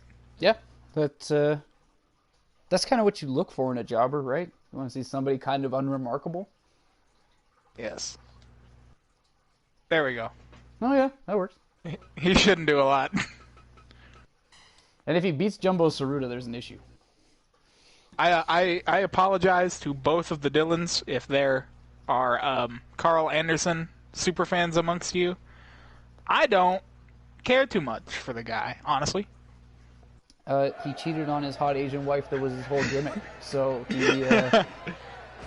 Yeah, and not that sort of thing matters at all for wrestling, but I never was really comfortable with the fact that hot Asian wife was even his gimmick. Like, dudes that fetishize the race of their significant other really tend to just be not that good most of the time. Actually, almost all of the time. I'm looking at you, Chet Hanks. It's more like a trophy.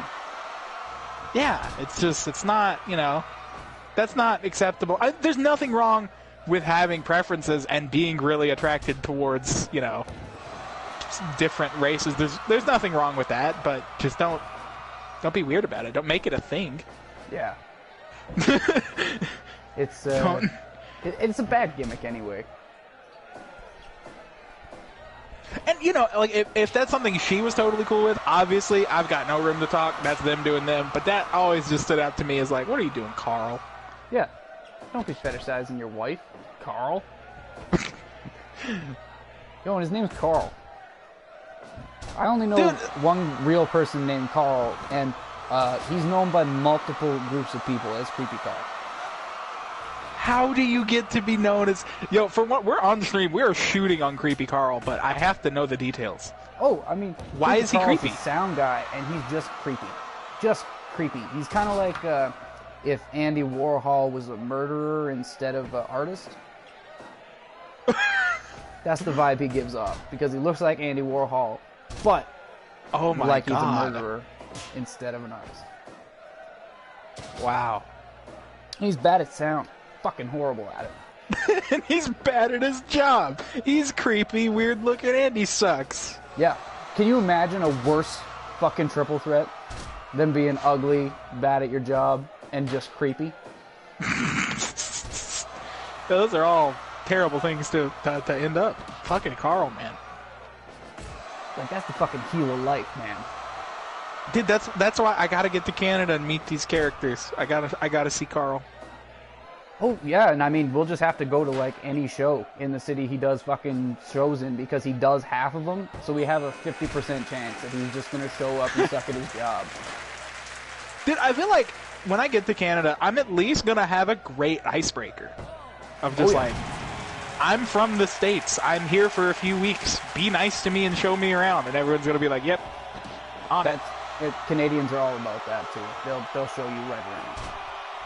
Hey man, I was astonished to find out that your country only has 34 million people in it. Yep. That's a small country. Yeah, and we're the second largest landmass in the world. I'm pretty fucking sure there are less people in Canada than in California. Yep, that's something that gets brought up in our textbooks. That's fucking... I had no idea. That's not a fun fact over here, and I think it should be. The city of Hollywood has more people than Canada. God. Canada. Man. Yo! Hit him with the Carl bomb. The Carl 5.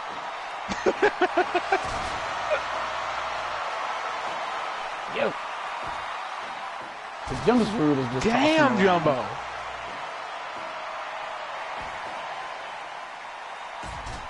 You more of a Tsuruta guy or more of a Tenryu guy? Damn, that's actually a really tough one. Like, I do have an answer for me personally. Jumbo looked great. yeah, I mean, Jumbo really just did everything Jumbo's supposed to do, and he did it against somebody who's not even built as a jobber. So, you should look at Jumbo Tsuruta if you're looking at adding anybody to your team. Anybody coming back and looking at this. Jumbo Tsuruta. Hell of a guy. Yeah, Dilf didn't know either. How is that not like a fucking thing that everyone knows? That's so crazy to me because you guys are so big. So like, do you just not have a lot of people in your town, or is it just that like a lot of Canada isn't really occupied by a lot of people? So, I mean, lots of the issue is that there's so much space between a lot of the cities. Another constant issue, do you, in the States, know anything about the Greater Toronto Area? No. So, the Greater Not Toronto me. Area is just what Toronto ultimately eventually decided it was. It just keeps being bigger and bigger and bigger and bigger and bigger and bigger and bigger, and it just keeps absorbing fucking cities around it. So the my Greater God. Toronto Area is like 10, 15, maybe even 20 cities that used to be their own cities that are now just part of Toronto. But the rest of Toronto- Ontario is nearly unpopulated. What? Yeah. There's like this big city of 20 cities, and then rural Canada. You know, that's pretty fascinating because Ontario is the province like directly above me.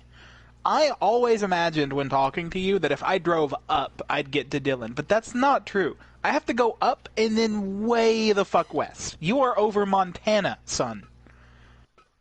You are What the way fuck over is there. in Montana? If I go up, I'm in Ontario. How good is Doom, dude? So, if I didn't put him in that top 10, I should have put him in the top 3, is how good Doom is. Does Doom kill shit? Yeah, Doom kills shit. Oh my god, we do need to take a fucking minute on the stream to say, yo, DMX, please don't die, bro. Oh, that... I almost put him in this in this little thing. I didn't, Is he okay? What happened? I don't know what happened. Dude, he had a drug overdose and he was in a vegetative state. Oh, no. Yeah, he was like fucking brain dead for a while. I guess he's breathing on his own again though, so that's looking good. That's a really good start. Yeah, I thought he was off drugs, man. That's awful. DMX is a fucking poet, dude. Yeah. He's, one of the best to do it. I will say right now that Doom is the best to do it. Oh yeah, Doom's... Dude, I can't believe he was dead for months before anyone actually found out about it. That's the most Doom shit of all time. Right? And also, I think that if anybody could manage to fake their death and just get away from it, it's Doom. He could just become a new man.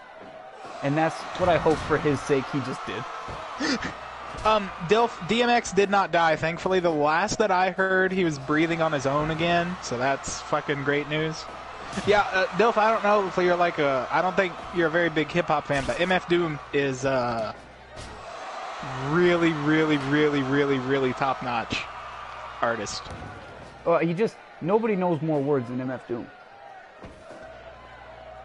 Mad Villainy was one of the albums that really made me go like, all right, rap is just a genre that I'm really gonna have to pay attention to because I have not been looking at this stuff enough. That was many years ago, and I'm now just a giant fucking hip hop fan. Which, like, if you had told me in middle school that I would become a massive hip hop fan, I would have told you that you were fucking mental and you needed to shut up, bro, because it's fucking heavy metal or die, brother. Fucking.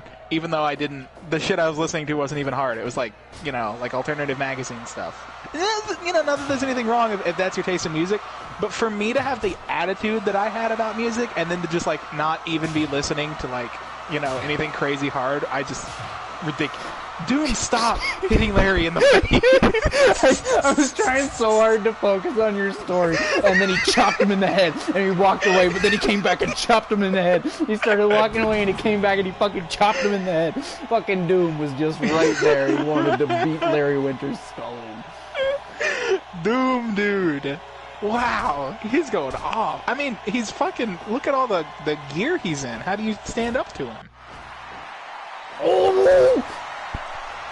Come on, fuck him. Oh shit, Larry Winters just back up. Does not want to sell the Uranagi. Really took a lot out of Doom to hit that move. Oh, Larry Winters dancing on him. Oh, double elbow. Yeah, jump stomp. And Dilf, if you ever do pick up Fire Pro, it can be rewarding to learn to actually play it, but I've spent 99% of my time in this game doing exactly this. Oh, I thought that was it. And it's all I do, and I have almost all the achievements. And it's more fun than you'd think. And you can do I built me, and the movesets in this game get really in depth. You can do a lot of fun shit. Doom's not on your radar, you're fucked. This is that was unreal. One of the most impressive showings I have seen. That was insane. It is almost like, I feel like if you pick Doom, you literally are just choosing to have a 5-win bracket. Yeah, I think that he would have to be your Ubers guy. No matter what team you're in, and he's gonna sweep Ubers. You see, this is why in Here Comes the Pain, when we did the Stable War, I had the failsafe where I was like, I have done the fucking calculations. These are the top guys, and we all only get one of them, because I did not want there to be any stables that just steamrolled everybody. But it's gonna happen here at least a couple times. Oh, of course. But that comes with the territory. That's to be expected. One thing I'll say is for my birthday, I want to do another Stable War. Yeah, I know that we had kind of planned one for Hayden's. Yeah, then we just didn't do it. Yeah, because when was her birthday? January. Okay, yeah.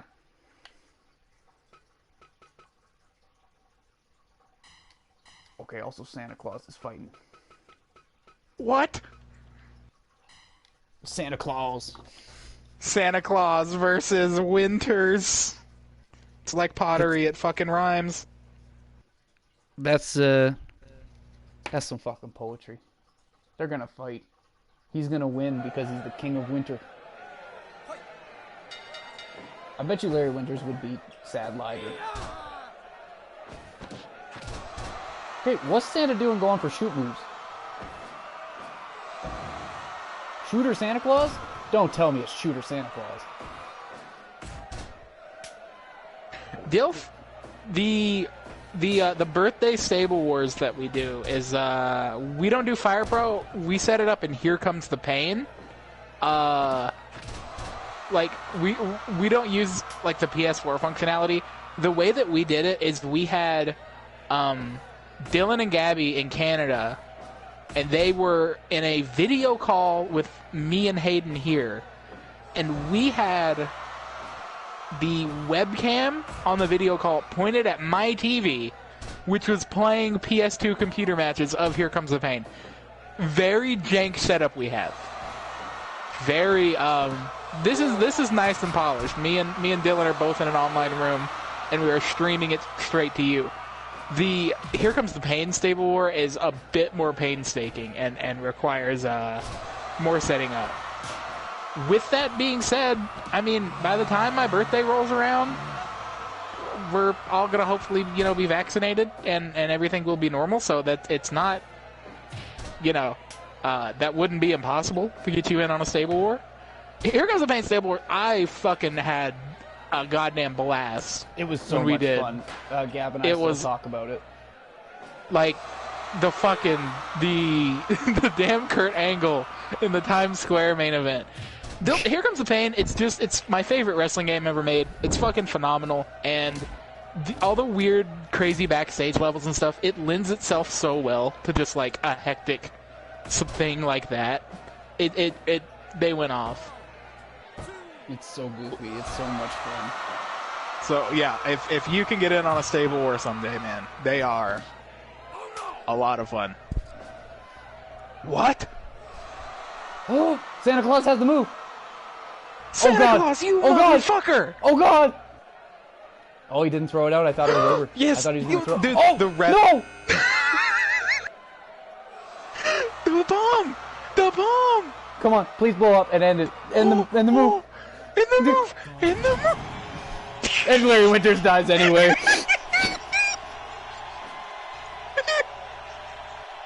Santa, he was just distracting him until he could fucking He had him totally oblivious to the bomb. He fucked him up, man. Like, the fucking genius, Santa. oh The my fucking God. IQ on this. Look at him dance. Man, that's the smartest Santa Claus. Oh, that was. I don't even know what to say. Are you shitting me, dude? DQ. What it said was DQ? You were sleeping! How did it DQ? How is that how the match ended?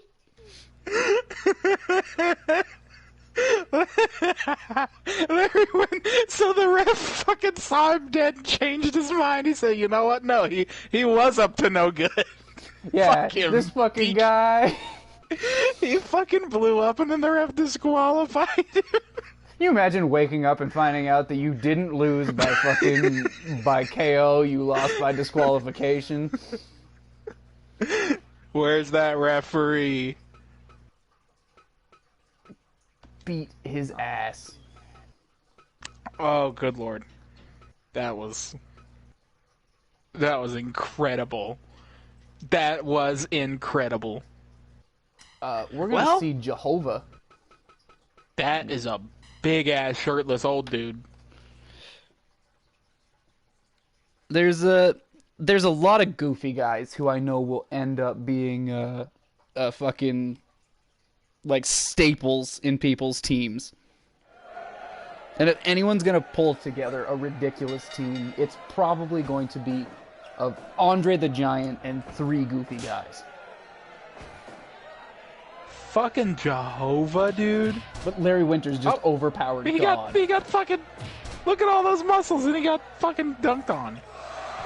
By skinny fat Larry Winters. Hey man, Larry has really been put through the fucking ringer here. Oh, I can't believe he hasn't actually won a match yet. That Kimbo Slice one really looked like it was going to go to a draw. I predicted a draw. I genuinely thought draw. That was my exact thought, dude. I was fucking watching the Tekken 5 intro yesterday, and I was like, ooh, I'm gonna look up some Jinpachi boss fights, because I did those all the time as a kid. Dude, I was watching Jinpachi shit yesterday. I saw this dude, I was like, that's Jinpachi. I cannot believe you also came to that conclusion. Holy shit. Yeah.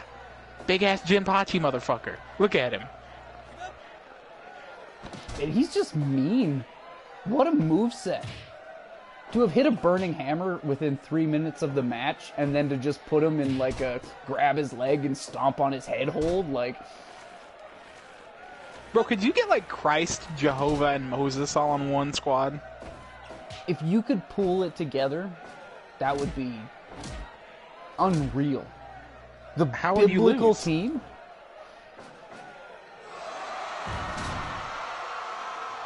That's the extra oomph on that power bomb, dude. Like, Jehovah, Christ, Moses, and Michael Jordan. The Bible team. oh, there it is! That was the move I was talking about. Bro, what are these pins from Jehovah? Unreasonably cocky. Dude's got and some yes, the weird devil ass can be pins. a frost. Oh God! Is that like a burning hammer on a chair? What the fuck? fuck, Yep. Jehovah. And he's just doing all kinds of ridiculous pins. He can't do a regular fucking body on body, but he can do every other one. Oh my god, that has to be accurate because the way the game works is you actually get to pick what pin animation you go for. Yep. And they just gave Jehovah some weird ones. I love it. Uh-oh. This is bad. The combination of fucking slamming him on the ground into the explosion. That's just next level cruelty. Oh my god! That was incredible. Dude, Jehovah is that dude. Jehovah's gonna be somebody's ace after today. I can almost guarantee it. I think I won't build a biblical squad if fucking my team doesn't do good. If Hogan gets you a 5-0 and you just build the biblical squad around Hogan.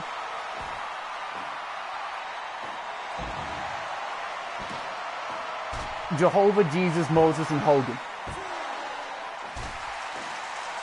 I can't believe Larry Winters is surviving this onslaught. Ah! Why is that in the game? He's squishing his head with the nasty fucking toes, dude. Nasty fucking god toes.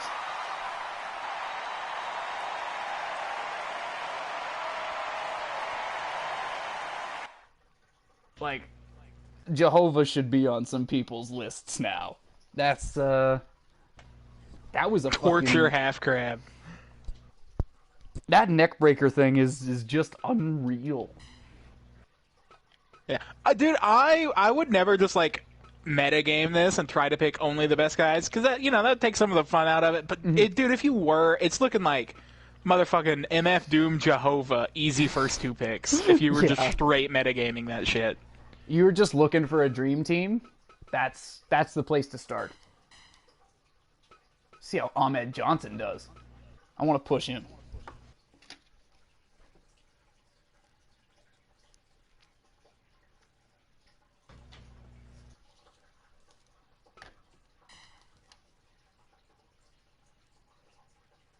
now I'm still waiting to see one of the Insane Clown Posse in here.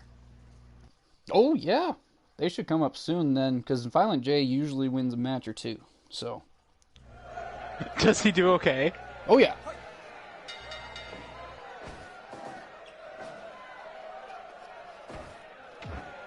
Oh, big headbutt. I just want Ahmed Johnson to have like a ridiculous shooter moveset.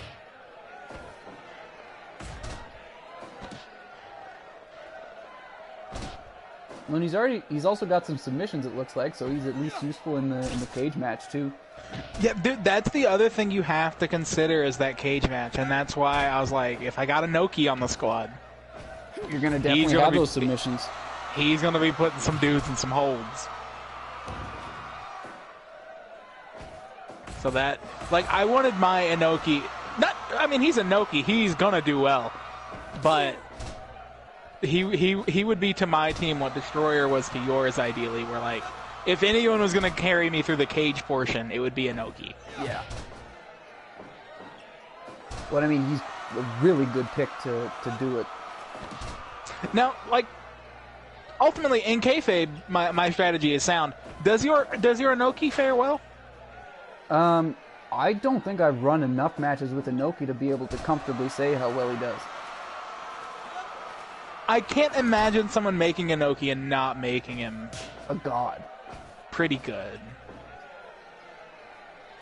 Like, I almost want to test out Inoki here and see how he fares. Dude, I'm telling you, that's what we're here for, man. We're here to highlight some prospects, and we're here to answer some fucking questions. Yep. So, Antonio Inoki's going to be next on the block. Oh, God! Gotta see what this dude can do. That was a nice little sequence there from Larry Winters and Ahmed Johnson.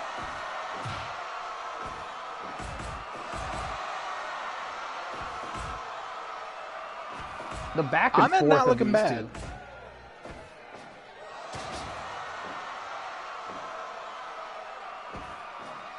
Now, if this was my save, I know who would be my team captain, and it would be the fucking Kane that I have. He was the winner of my Brawl for All. He beat Jesus. Oh shit! Yeah, my Kane is a killer, dude. Oh, which Kane is that? Is that Big Fat Bald Kane? Is it 90s Kane? It is a 90s Kane. It's the same one that I picked in one of my favorite clips of you and me, which is when we both picked Kane on Fire Pro and freaked out. Yeah, because that guy picked fucking Isaac Yankem. No, you picked Kane. Like, that was your dude. And we were just running matches, and I picked Kane. I didn't just pick Kane, though. I picked the black with the red accent. The inverse. Yes. We did have a fucking inverse Kane match. That was true. But there was one time you just came back, clicked on your guy, and you clicked on Kane, and didn't know I'd picked Isaac Yankem, and that was what we had. So that is, I almost think that was immortalized on the screen, too. Was it? I know the Kane into Kane where we both laughed like Mickey Mouse, that got put on my Twitter. Yes, that did go on there, and that was fucking funny. Is that on your Twitter? What? He's just stabbing him with a fork! Why does Ahmed Johnson have a fork? Why does he have a fork? Why does... What the fuck? Did you know Ahmed had a fork? I had no fucking idea Ahmed Johnson had a fork. Dude, if he was in a tag team with Abdullah, they would match colors and stab dudes with forks. Abdullah and Ahmed. Fork team. That's a great team, yo. All Japan. Made tons of money. Early 2000s. When I was simming this game a lot, my like Eternal Trios champions, I called them Chain Gang affiliated. It was John Cena, Nick Gage, and New Jack. And they won every match. What a powerful team. Dilf, is Half Mask 02 era, is that your Kane of choice? Because if so, I would say that that's a unique choice of Kane. Not a Kane you hear about often. No. He spent a lot of that run as babyface. That's true. Him and Rob Van Dam were tag team champions for a while. Was that the last mask, actually? Yes. That's the mask he took off. Yeah, because the No Mercy 2002 poster was Kane's half mask. Mm-hmm. And that's the show where he demasked. Also the show where we got Lesnar Undertaker Hell in a Cell, which is one of the best cell matches of all time. That's a crazy show. That's just a great fucking match. Well, both I Undertaker think about Lesnar Hell in a Cell are Lesnar really throwing good. that fucking the stairs all the way across the ring and actually hitting Undertaker in the head with them.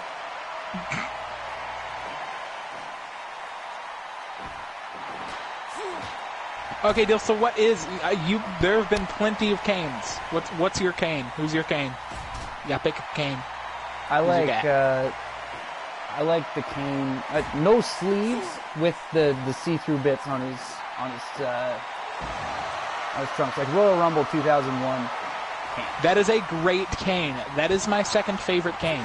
Who's your favorite Kane? My Kane of choice is original Kane.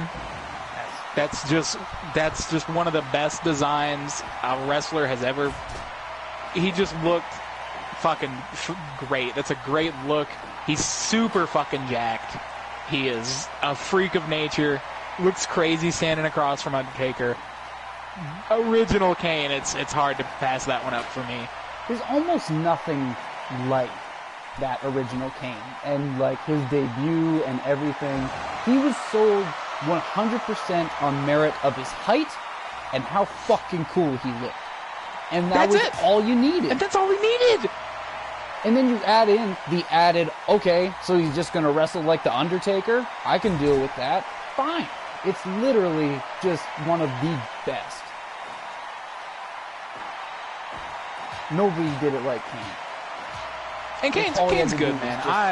Oh, yeah. I love Kane. Kane's great. I think Kane's one of those guys that transcends the, like your favorite wrestler as a kid, and you get the casual guys who it's like, they'll go for Steve Austin, The Rock, maybe even Goldberg if they were really out there.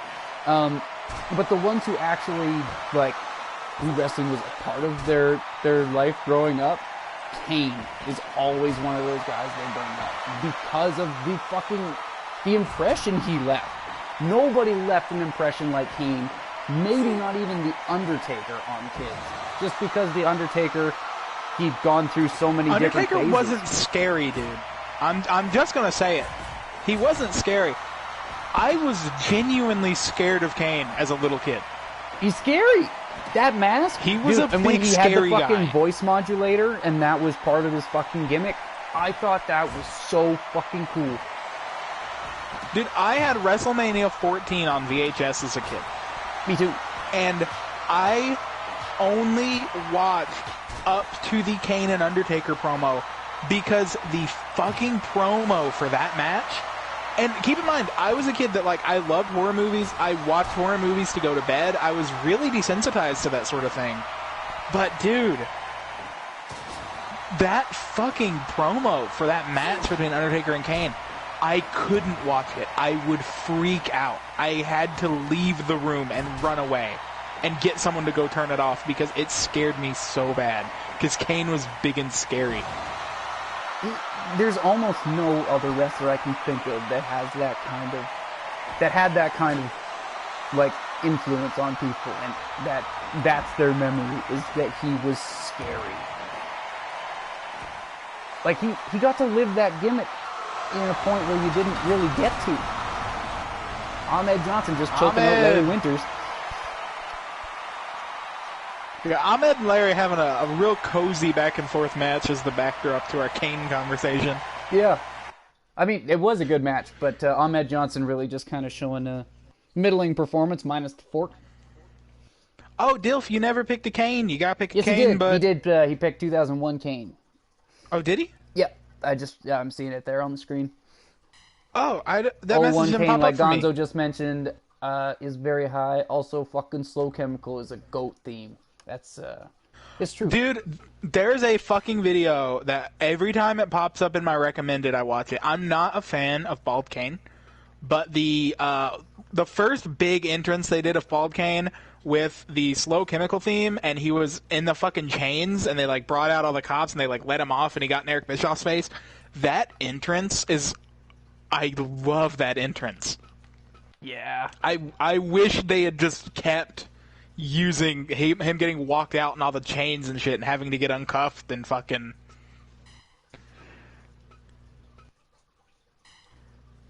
Not a fan of Bald Kane. Big fan of that. Oh, Inoki! I forgot we were going to do Inoki. Yeah, I almost forgot to. Good job remembering, dude. Because I do want to see how Inoki fares, because he is someone that...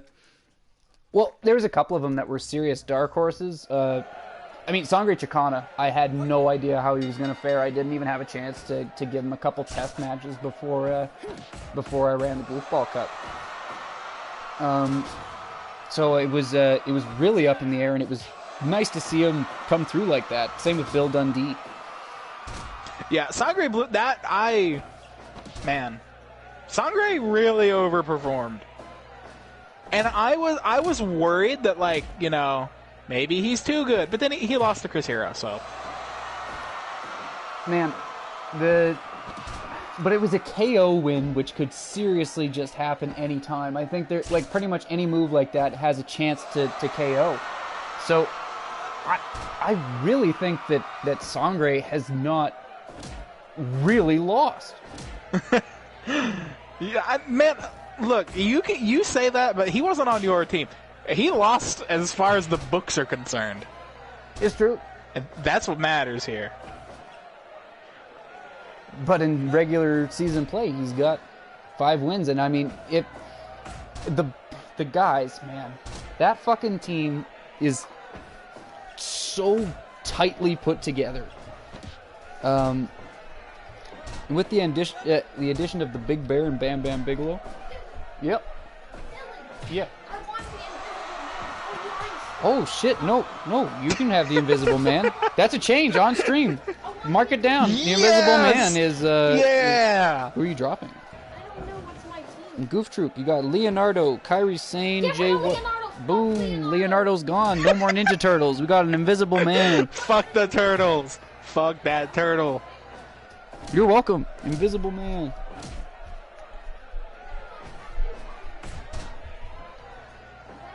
Oh, can't show you Armor King because he's got special parts. Sorry, dude. Yeah, man, he's fancy as shit. If you run like some sort of prospect tournament or something where we're not doing this online mode, that would be the best way to flash up Armor King. But the online, if they have Parts Craft, which is a DLC that lets you make specific parts to put on your wrestlers, you just can't use them in the online mode, I guess, to stop people from abusing that feature and being obnoxious, unfortunately. Oh, man, I thought that was it. He was going to get him within the 5 minutes. Yeah, if Inoki won before the bomb. I can't even show you the Fiend right now, so no, none of the guys. I could show you Danielson. Have him have a match.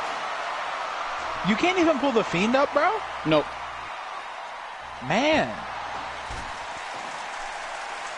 But the thing that I do kind of like about some of those Parts Craft guys, including the Mike Awesome that I have ready to go, and the Vader that I was using a while ago, and even Scott Steiner, they have moves from that Parts Craft DLC, so they actually have unique moves to everyone else in the game, which is really interesting to me.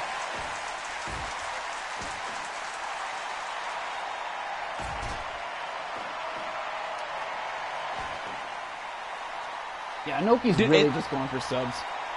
It's the idea of letting him carry me in the cage match. That looks like it's gonna be. I mean, if they wear someone down enough and Inoki just keeps putting them in submissions, they're gonna tap. Yeah, I mean, all he has to do is slap on one fucking abdominal stretch, and that's it. That's definitive in terms of that time there. Like, that's about the same time it took Jehovah to beat him. So, MF Doom was 7 minutes 30 seconds, man. Yeah, I mean, so that's good time. Inoki, yeah, that's looking exactly what I wanted, which was just high offense, lots of fucking holds, exactly what I knew Inoki would do and be. So that's great. I'm going to take a quick second here because we are moving into a lot of the team guys, trying to see how they're faring. I'm going to point out that Zandig had an incredible showing, beating Larry Winters before the bombs went off. Or beating him with the bomb. Sandman had a good match. Fred Durst had a fantastic match. Dory Funk, really definitive win. The Troll put up a great fucking match. He's definitely one guy that I'm going to be keeping my eye on. Superman won pretty definitively. And Kimbo Slice and Kelly Kelly consecutively knocked out Larry Winters. Poojack. Yeah, don't sleep on Kelly. Jumbo Saruta beat Carl Anderson and just manhandled him the entire time. Always somebody to look at. MF Doom, Santa Claus, Jehovah, all put up great matches. Ahmed Johnson, really good back and forth with Larry Winters. And Antonio Inoki just fucking killed it. So I'm going to show off this Brian Danielson here for Dilf. Let him see what his guy's all about.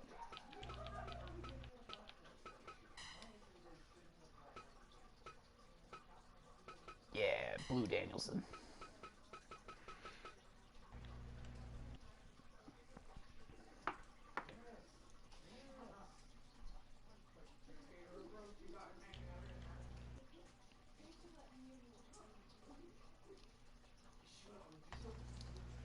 All right. Just crossed over the 2-hour mark. Didn't even realize. Have we? Yeah. Fuck yeah. It doesn't really feel like it's been that long. No shit. We have shown off some very exciting prospects. Yeah, and I mean, with the little prospect tournaments coming up over the next little while, there's going to be a whole lot to change. And I mean, I'm probably running Goofball Cup in 2 days, which will give you guys another full day to kind of decide if you want to change some guys up. And yeah, to marinate. Because I really wanted to have at least 3 days where everyone had their first official team put in, and since we got the Funky Friends finally put down, we actually have all the teams ready. And I mean, even a big move just happened here live on stream. That's nuts. said that someone should use the Invisible Man way earlier. And obviously wasn't watching the stream and just came down and was like, nope, I thought about it, the Invisible Man. And That's fucking awesome.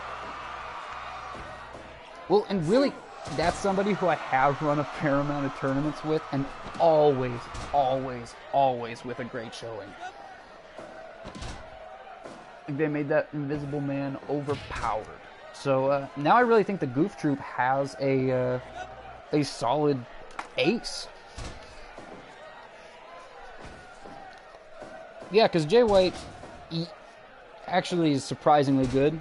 The one that they put in, he ended up tearing up an entire tournament I put together. And I was Seriously? upset. Yes. Yeah, he was the undefeated guy in the tournament, and I couldn't believe it. Kota Ibushi's great as well. I've gone through like 3 or 4 Kairi Sanes, so I'm not sure how the Kairi Sane I put on the team's going to do, so that one's a little bit up in the air, but the Invisible Man is most assuredly an ace.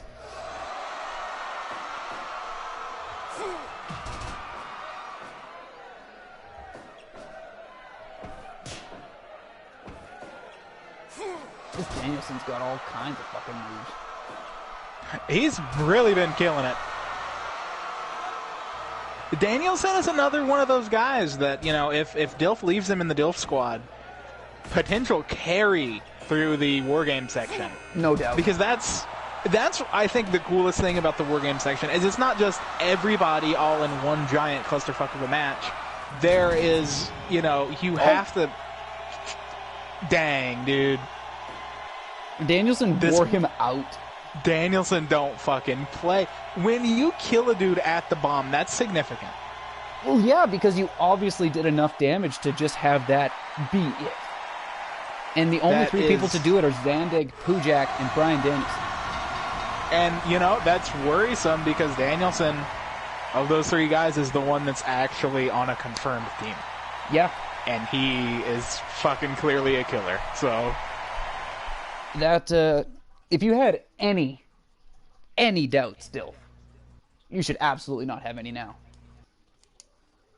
I mean, and again, it's really important to have somebody versed in submissions for that Wargames match because there's no pinfall. There's no... You are going to, you know... Can you knock someone out? You can get a knockout, can't you? Yep. So you're either going to have to knock someone out, which is unlikely, or much more likely and much more sound of a strategy is to have someone in there that can tap someone out. If there were some teams that I think had such a disadvantage because they just didn't have a really strong submission-based guy.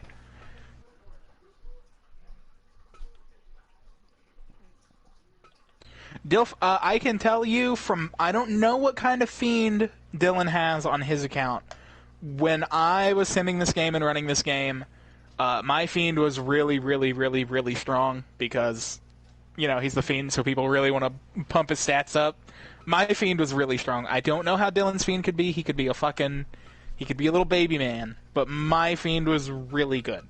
I'm pretty sure my fiend is decent. I haven't run him very much, though, as that's not... he's not somebody on my radar all the time.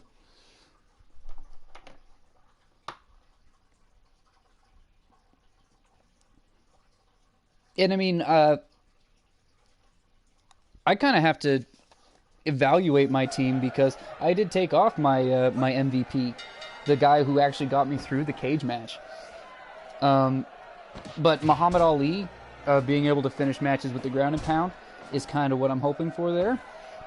Being able to get a big KO, because Vader's not going to be able to do anything. He's just going to be able to build up damage. Aja Kong did win a couple of important matches by submission during the tournament. She just squeezed on some necks, man. Yeah, just grabbed their fucking head and just popped it right off. Like, I want to see how Goldberg does here. I know Bill doesn't seem impressed by it, but I want to know. Obviously, Goldberg is someone that I've considered. Oh yeah, I honestly, with your fucking always winning, just looking at those 4 guys, Goldberg really fits even the what you were going for.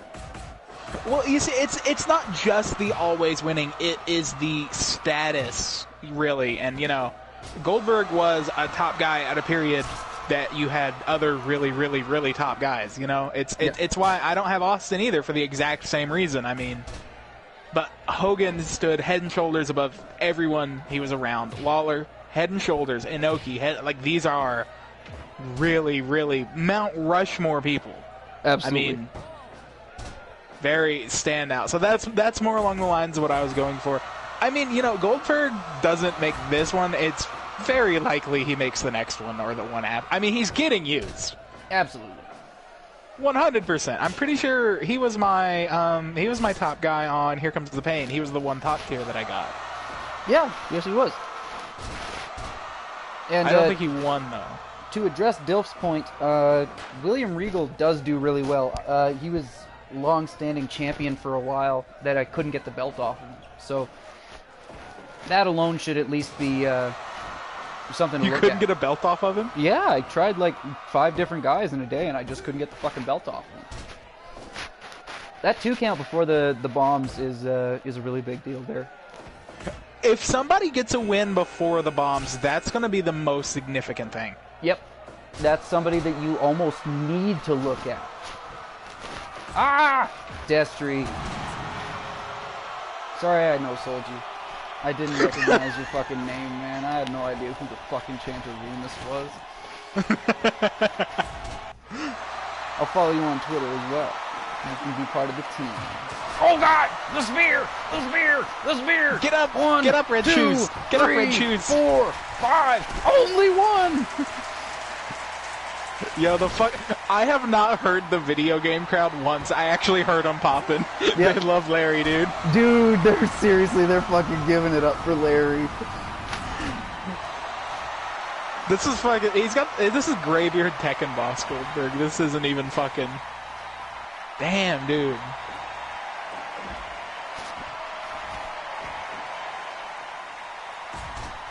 Oh, there he goes. Larry Winters getting back on top of it. Come on. 1, 2. Only 2. What the fuck? If Larry Winters beats Goldberg...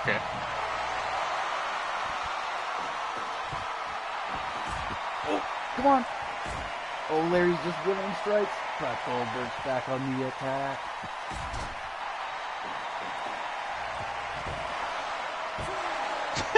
That was it. Okay. Dilf said it's Maven in the chat. I saw that. Fucking Maven. Goldberg picking up a win in about the same time as Doom. 7.5 minutes. Either the bomb or 7.5 minutes. Those are really good signs. That's those Doom and Inoki numbers. Yeah, I mean, Goldberg is getting picked up. Obviously, a big part of me wanted Cody and Goldberg to be the first 2 people on my team, but I was like, I won't. Because again, I didn't know I was making a team. I just thought I was giving you people. So I was like, I'm not just going to give him a bunch of people he doesn't like. That would be nice. But I'm honestly glad that you went more out of the way. Just yeah, again, I ended up loving my team. Like, that was it. The fucking just got your Memphis, got your Kentuckiana, got your Mexico, got your You had Tay, it all. got everything you need. It was one of the most well-rounded teams. Let's see if there's anyone else in the teams here that are worth showing out. I actually do I have the Invisible Man in here? Should have. I do hope you make space for this Larry Winters. I hope. Oh, I'm gonna get him. I'm absolutely I hope you download him. Like, yeah, he as soon as he put on like probably the 3rd or 4th match, I was like, I might actually have to go and get this. He's just so good at what you need him to do. Like, he is 100% a jobber. He's never gonna win. He's never gonna beat the guy that you don't want him to beat. But he's actually gonna have an all right match. Like, and that's kind of been the consistent thing with all of it, is that all the matches have been good. Yeah, like you figure by now we would really be sick and we would really want to be shuffling the opponents, but we have been fucking Larry the whole way, except that one time we used Carl Anderson. Well, he needed a break. He needed that fucking break, dude. He was not having a good time. Where's his opponent? Oh, it's the Invisible Man! Yeah. We're gonna see how he does. Tombstone. Start off. Alright, Invisible Man looking jacked. Had a nice little stare down there. How do you even accomplish the feat of making them invisible? I don't actually know. Because I've actually used this character creator. How there's no slider for their opacity. Yeah. What the fuck? I don't know if they made everything as small as humanly possible. No, that was not Terry Gordy. This is perennial ECW jobber Larry Winters. Hardcore legend. Put some respect on his name. But I have thought it was Terry Gordy about twice. Right. No, dude, I love Terry Gordy. He's not fat enough to be Terry Gordy. Terry Gordy, big boy. That's true. It could be like imagine getting powerbombed by an invisible person twice, 3 times. Dude, I've been feeling myself like going on a Terry Gordy kick. I get those at least once a year. You know I love Terry Gordy. Fuck yeah. Was it Terry Gordy and Cactus Jack I watched? No, maybe it was no, that was fucking Cactus Jack and Tracy Smothers I watched. Really fucking good.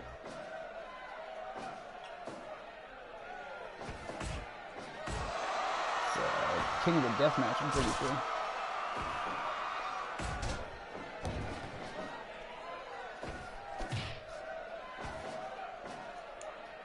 Oh. Yep.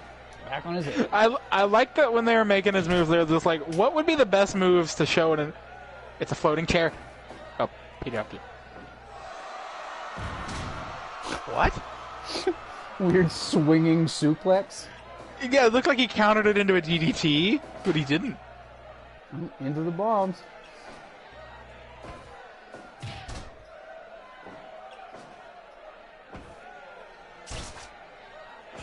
What happens when the Invisible Man bleeds? And then he leaves a trail. Wait, is that really what happens? Oh, dude! What? But that's huge for the Invisible Man. Invisible Man that strong? That's a hell of a sleeper pick. To What have the just fuck? gone during this, like, that puts Invisible Man in the very prestigious class of him along with, is that Danielson? Yeah, Danielson, Zandig, and Pujak. The only 4 people able to beat Larry Winters at the Bomb. And still hasn't put up a less than 80% match.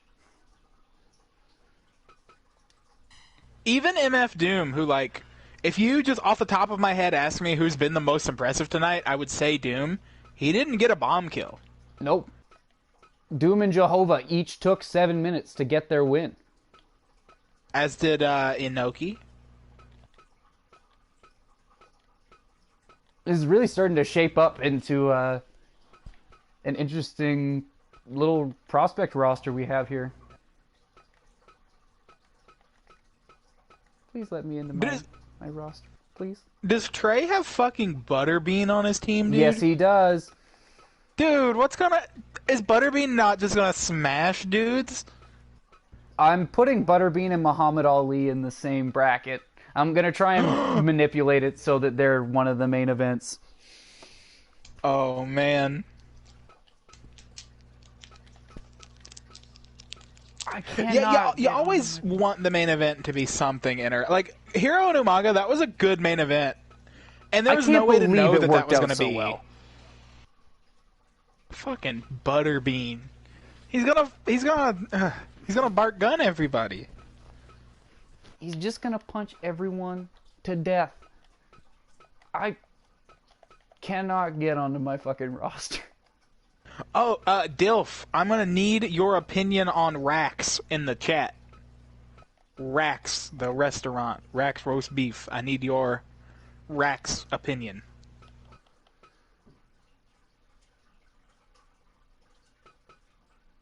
I have a guess as to what your feeling is, but oh, it's fucking Ali, dude.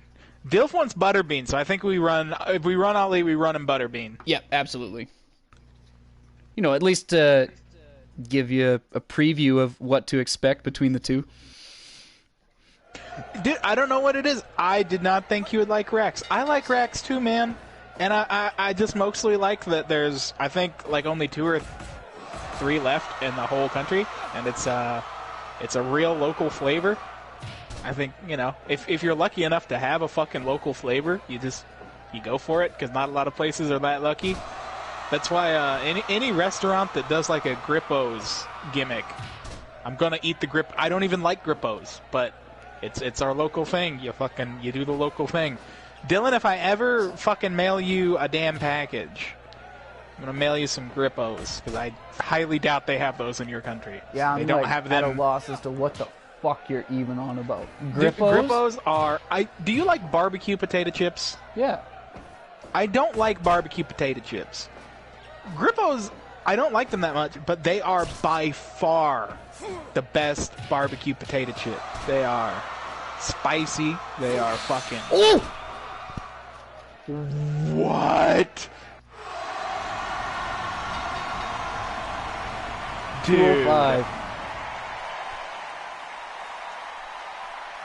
That is not... That is too powerful.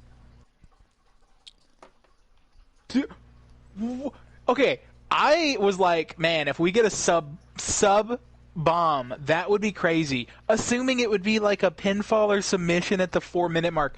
Ali knocked him out 2 minutes in. Damn.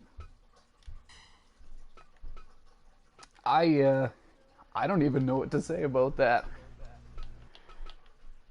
Oh, and Dilf, I've only had Rax twice. I was really craving it today because I was like, man, we're one of the only places that has one. I should get some Rax, because why not?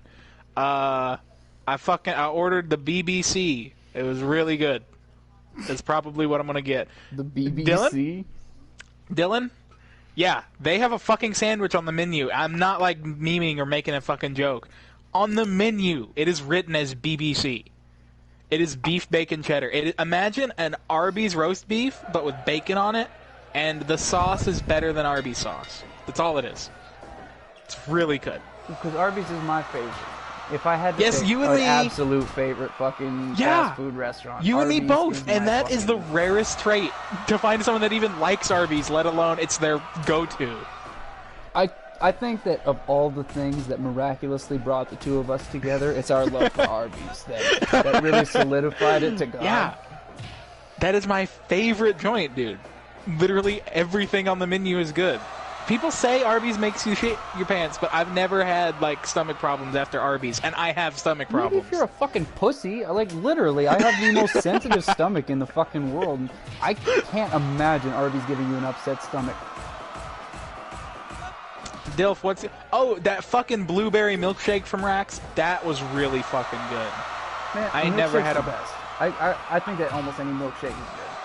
Oh, yeah, I mean, fucking milkshake, that's a top-tier food, but I've never had a blueberry milkshake. Rax does a blueberry milkshake. If you ever come down here, we're going to have to get you a BBC and a blueberry milkshake. That actually sounds like a fucking absolute fucking best thing. Yeah, so, like, man, I get up to Canada. Is there, like, a fucking, like, a local, like, place that's like, you gotta eat this food. It's so good. Not that I could, like, you know, I can't point to a fucking, even an establishment, really. Like, if you get a good local place, it's just a good local place. It's not a fucking chain. It's not anything like that. It's just a nice little place. And I mean, in town, we don't have anything like that. All of our local restaurants pretty much just suck. This is one place, and it's impossible to even search the name for it because of where they put the apostrophes. And I went there once on a business meeting with my mom, and I got this. It was a pizza burger, and you know, when you think about a pizza burger, you think about, you know, there's going to be cheese, and there's going to be meat, and there's going to be, you know, maybe some onions. These fuckers put pineapple on it. Huh? Yeah, pineapple on my goddamn pizza burger. And that was the only thing about it that made it pizza.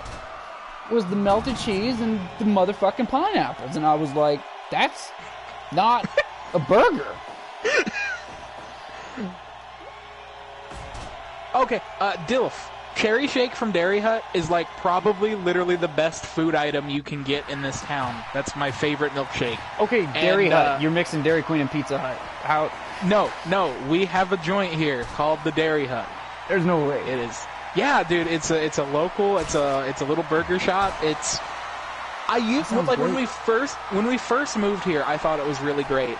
I'm kind of indifferent on the food. It's like better than your average fast food, but it's like we don't go out of our way to eat there a lot. Mm-hmm. But they do milkshakes like the old school way, and they do some good milkshakes. I'll get a big ass fucking cherry milkshake. Phenomenal. Butterbean's looking for that 7.5 while we're talking here. Like Larry Winters is sleeping every time he comes up. Yeah, I've been watching. Butterbean is beating the shit out of him. This submission is probably what's going to help keep them in the cage match, honestly. He goes for it all the time. Him and Don Fry are really going to help fucking keep the team together. Don Fry got the submission win. I called Don Fry getting the submission win for the Funky Friends. Yes, you even called the right fucking person to take it. Yeah, I was like, dude, Don Fry's gonna submit. And not that was like a big crazy call out, because that was kind of obvious, but yeah, I think we all agreed. But either way, you said it first. I was like, fucking Don Fry is gonna submit, and sure enough, Don Fry tapped out. Poor fucking Liger. He deserved better, dude. Well, this Butterbean is usually one of my top performers, but yeah, there we go, 8.5, so just a little bit over par. Oh, and Dilf, yes, I really like the portal. If Dylan ever comes down here, it's like the only places I can think to take him to eat. You got the Racks, you got the portal. I would have taken him. Dilf, I don't know if you ever went to the fucking the damn cafe in Everts. I can't remember what it was called. They closed because of the pandemic. That was the best food in the county. And they're fucking gone now. So now it's just like, I ain't got shit to let Dylan try. I'm going to take him to a gas station, let him get himself a pop or something. Hell yeah. that's the local flavor.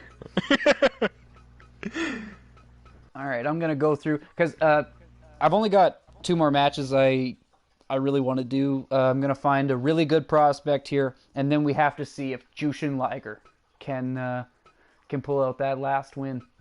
Because we're just about to cross the 2.5 hour mark here. Okay, well, before we wrap up, I want to see one of the Insane Clown Posse, man. Oh, Violent J, that's a top fucking dog. We gotta fucking see it. Absolutely, that's a... And I mean, just going through here, there's so many guys who really, really, really are going to deserve their day in the sun. We got Freight Train and Steven Seagal, who we didn't even get to tonight. Like... Steven Seagal, he's got one of the most busted movesets in the whole fucking game, dude. Are you serious? I'm dead fucking serious. Oh my god. Dilf, Panda Garden food is good. I don't like Joyce Chang, so no. We could order from the Panda Garden, but I wouldn't take him there. What's the Panda Garden? Oh, it's our local Chinese food place. Oh, dude. Honestly, of all the places in town, Chinese food places are the places that are always the best. Their food is, I'm not gonna lie, it's good food, but I don't like the lady that runs it. That's totally fair. And you know what, Dilf? Just because you have suggestions, I'm going to push this a little bit longer. We're going to see a couple more guys. I'll show you George Harrison and Jason Voorhees. Okay. I don't want to distract from the stream too much with story time, but for one, Dilf, I only went to the Panda Garden one time. I've had their food multiple times, because I'd call in and get the order. That's how you're supposed to do it. But one time I made the mistake of going into the fucking Panda Garden. I want you to keep in mind, Dilf, you've met me. I'm a nice, passive, polite, easy to get along with. I've never made a fucking scene in my life. Nothing like that. That's not my personality. That's just not me. I think you could have that figured out by now. And we order our goddamn food. And I order some sort of pork thing. Can't remember. But I made the order. And what made it a problem was that I was with Cassie. That's who I went with. Boom. And she ordered a thing that 2 people are supposed to. I'm not even being mean. This can be fact checked. It's a thing that like a couple is supposed to get. She ordered it for herself, whatever. So she has fucking 3 plates. And they bring out the wrong order for me. And I am under the assumption that that's just her 4th plate. And I'm waiting for my only plate. But no, they gave me the wrong thing. I ordered it was like fucking moo shao pork or something like that, and they bring me teriyaki beef. Nothing wrong with teriyaki beef. That's awesome. And I am not the type of person that is even going to give enough shit to like tell the waitress, because who cares? I'll eat the fucking beef. But Cassie's like, no, you ordered the thing. And man, fucking she tells the waitress, and like the waitress ends up getting mad and like is in the back crying, even though I haven't done anything. And then, like, Joyce Chang comes out and gets in my face and is like, that's what you ordered. That's what you ordered. And I was like, okay, that's what I ordered, Joyce Chang. So fuck Joyce Chang, man. Also, I know people that have worked for Joyce Chang. She is very mean to the people that work for her. And there are a couple stories that I've heard that I won't even share those stories because I can't verify them, but they also paint her in a bad light. Not the best cat. I don't care. I know that's like a really... Dylan, this is like... I'm so sorry to be getting like the characters of Harlan County, but Joyce is like really popular. Joyce is really popular in town. And so I understand why me being like, fuck Joyce Chang has Dylan being like, what? Fuck Joyce. But yeah, no, I don't like Joyce Chang. He capitalized Angry Joyce, though, so I assume that there's a little bit more context to Angry Joyce. So yeah, I'm totally with you. All of her employees are, like high schoolers. She, hires really young people, and that's well and good, She says it's to give, young members of the community jobs. It's really just because, she can pay them less money. Yeah. And she, goes off on them, man. Bad. I guess she is awful to work for. The amount of bosses that I know and have heard of who that's like kind of their thing is they can even be well-known and well-liked people outside of their establishment, but as soon as they're in charge of people, they're just awful. And they treat them like children, and so, in that case, they are children, and just treating them like garbage like that. And I don't understand how you get off on treating people like shit. Like, you have to be a special kind of shitbag human being. Yeah. Like, you read my tweets about working at the fucking pot store. Suck a dick, Ken Robinson. You useless twat. I was with you. That is what I like about both of you boys named Dylan. Y'all are both, you're just nice. It's not fucking hard to just be nice. Yeah. It's just be a nice dude. That's all you have to be. That's my only rule for living is just don't be shitty. So y'all stand out as being really, really, really exceptional dudes because you're just nice. There's all sorts of other great qualities. I'm not saying it's just you're nice, but the fact that you're both just nice, like, what a great way to start. You know what I mean? Yeah, man. And, I don't ever worry about, this is, getting personal, but, Dilf, I have a lot of issues just trying to respond and banter with people on Twitter. I don't have that issue with Dilf, and I know that if I like his tweet and I don't send him a message, he's not going to give me shit. And I know that if I give him a response and it only makes a little bit of sense, I know that he's going to take it as it is. He's just going to be cool about it, and he's just going to be nice, because he knows that I'm not trying to slight him, and he's not trying to slight me. I just like chatting with him because he's good like that. Yeah, it's not, you would think as little as you see that quality in people, you'd think it's hard, but... Well, yeah, and that's why I was, initially kind of worried about it, but he's just, level-headed. He's just fucking cool. And I've got the same thing with Trey. I like you guys. You're good guys. That's why, I have to get to Canada because, you know, I already feel like a mild character up there because people at least know of me. Dude, like, multiple girlfriends have complained that I talk too much about you. So yeah, and that was really good to hear because I have terrible, terrible, terrible, awful anxiety.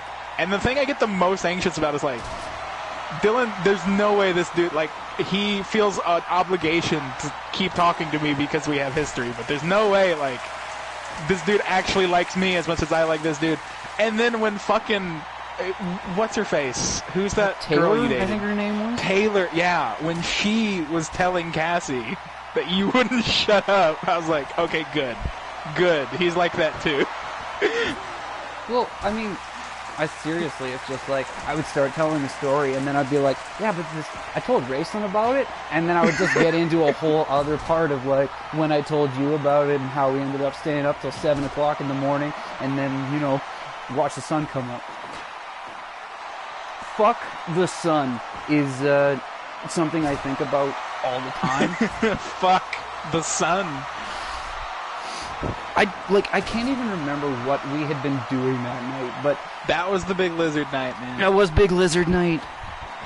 We only watched, I think, one movie that night. No, not Fuck the Sun, Bill. Fuck, the sun. Because it was 7:30 in the morning, and I had looked out the window, and I was like, oh, fuck, the sun. And it's just stuck in my regular speech. Yeah, far out. Man, Larry Winters is really bringing it to Violent J. Yeah, this has been kind of awesome, actually. Yeah, they've just been having a match. Like, you know, even if he doesn't pull out the win, Violent J is just a workhorse. He's a really good fourth guy. No, I'm sure, I almost guarantee I'm going to have a Violent J on my team eventually. It's a foregone. I mean, I fucking dressed up as him for Halloween once. I got it. Oh. You dressed up as Violent J for Halloween?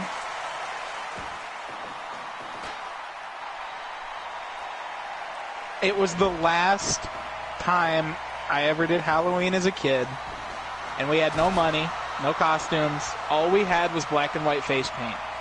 And me and Destry didn't know what to do, and we asked what fucking face paint Scott knew how to do, and he was like, well, I know how to do Insane Clown Posse. So we was the Insane Clown Posse that year. That's awesome. I have pictures of me on my phone. I went and saved them.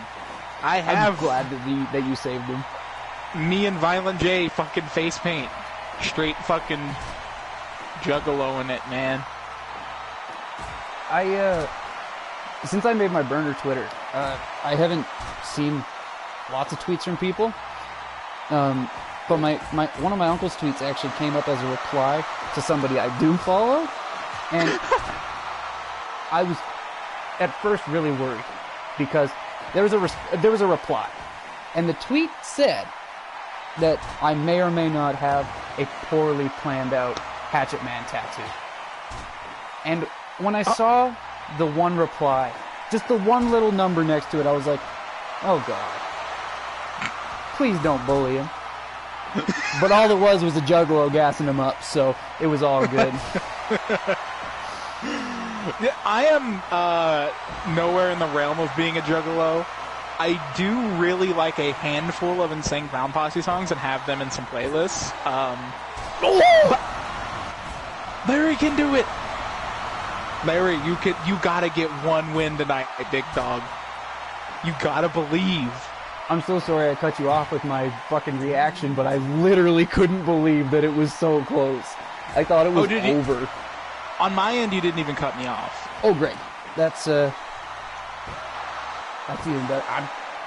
Oh, man. Like, happy to see Violent J pick up a win, but, yeah, big dubski for the juggalo. Dylan, did you see my fucking video?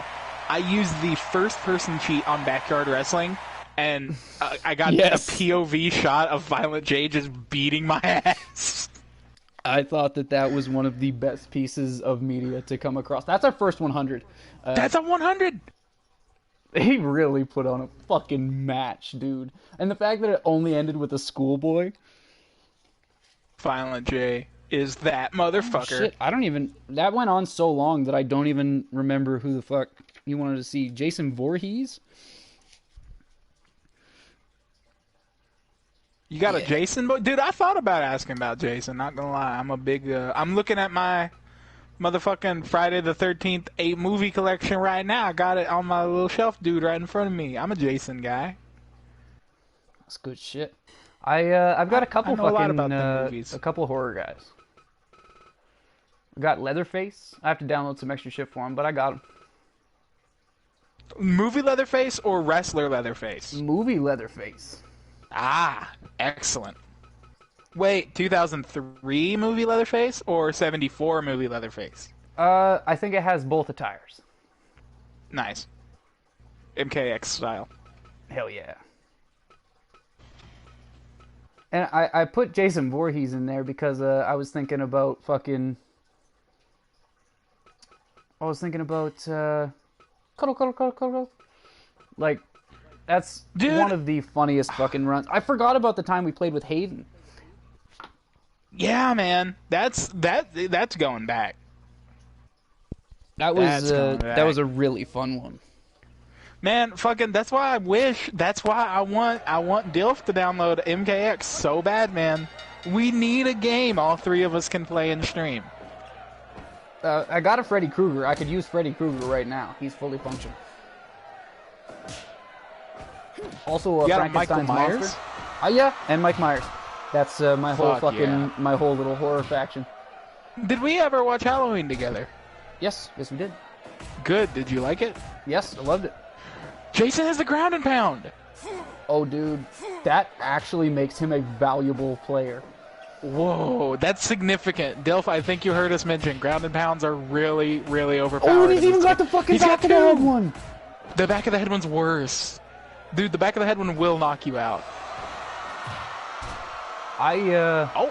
This Jason Voorhees should definitely be on lists. Ooh, Jawbreaker.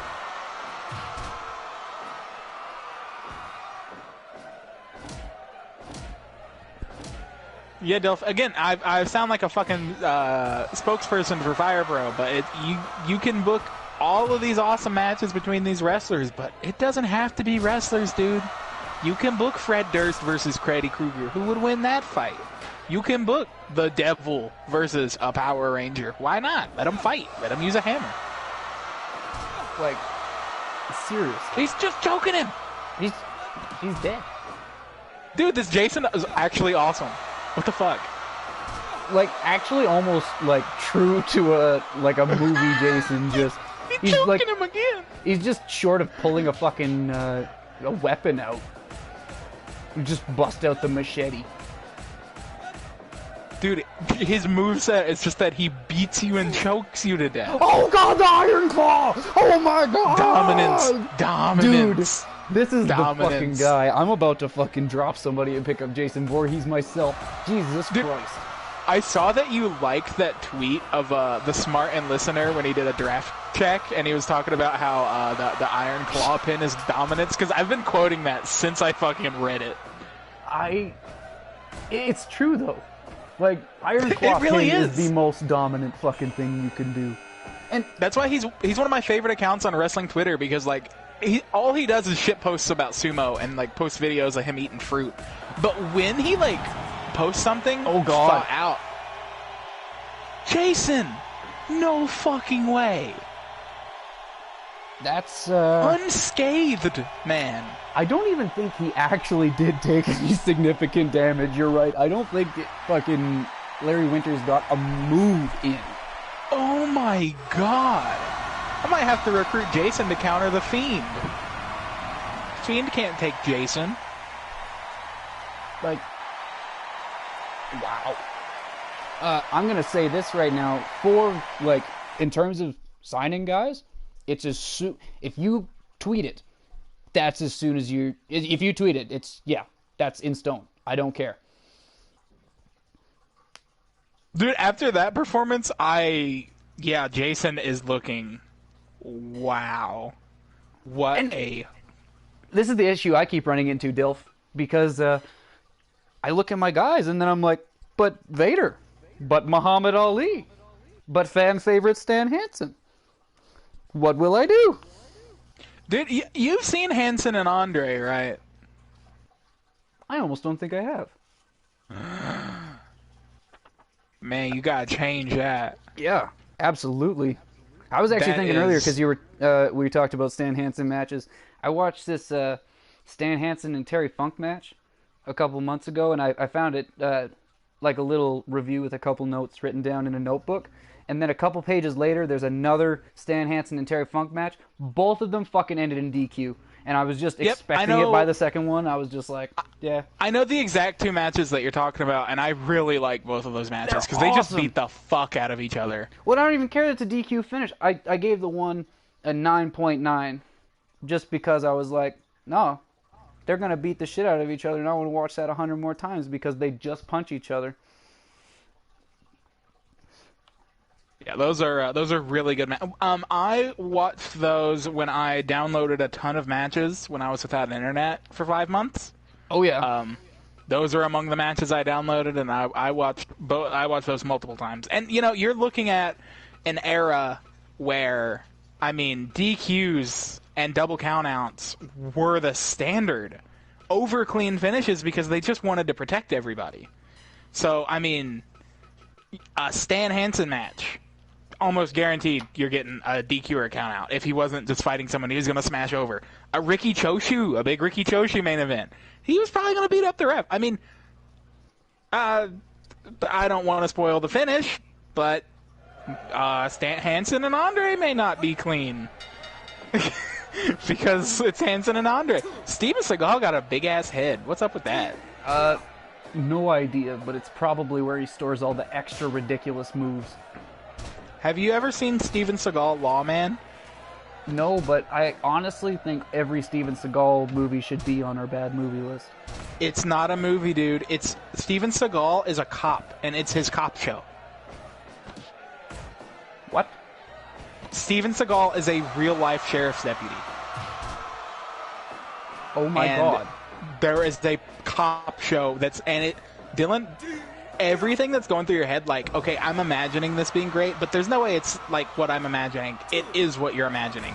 He's got this fucking rookie cop, and he's training him how to shoot a gun, and he's like, the masters of Zen archery. They don't let go of the arrow. They push the arrow out of their bow. And he holds up the gun, and he's like, when you pull on the trigger, you're not pulling on the trigger.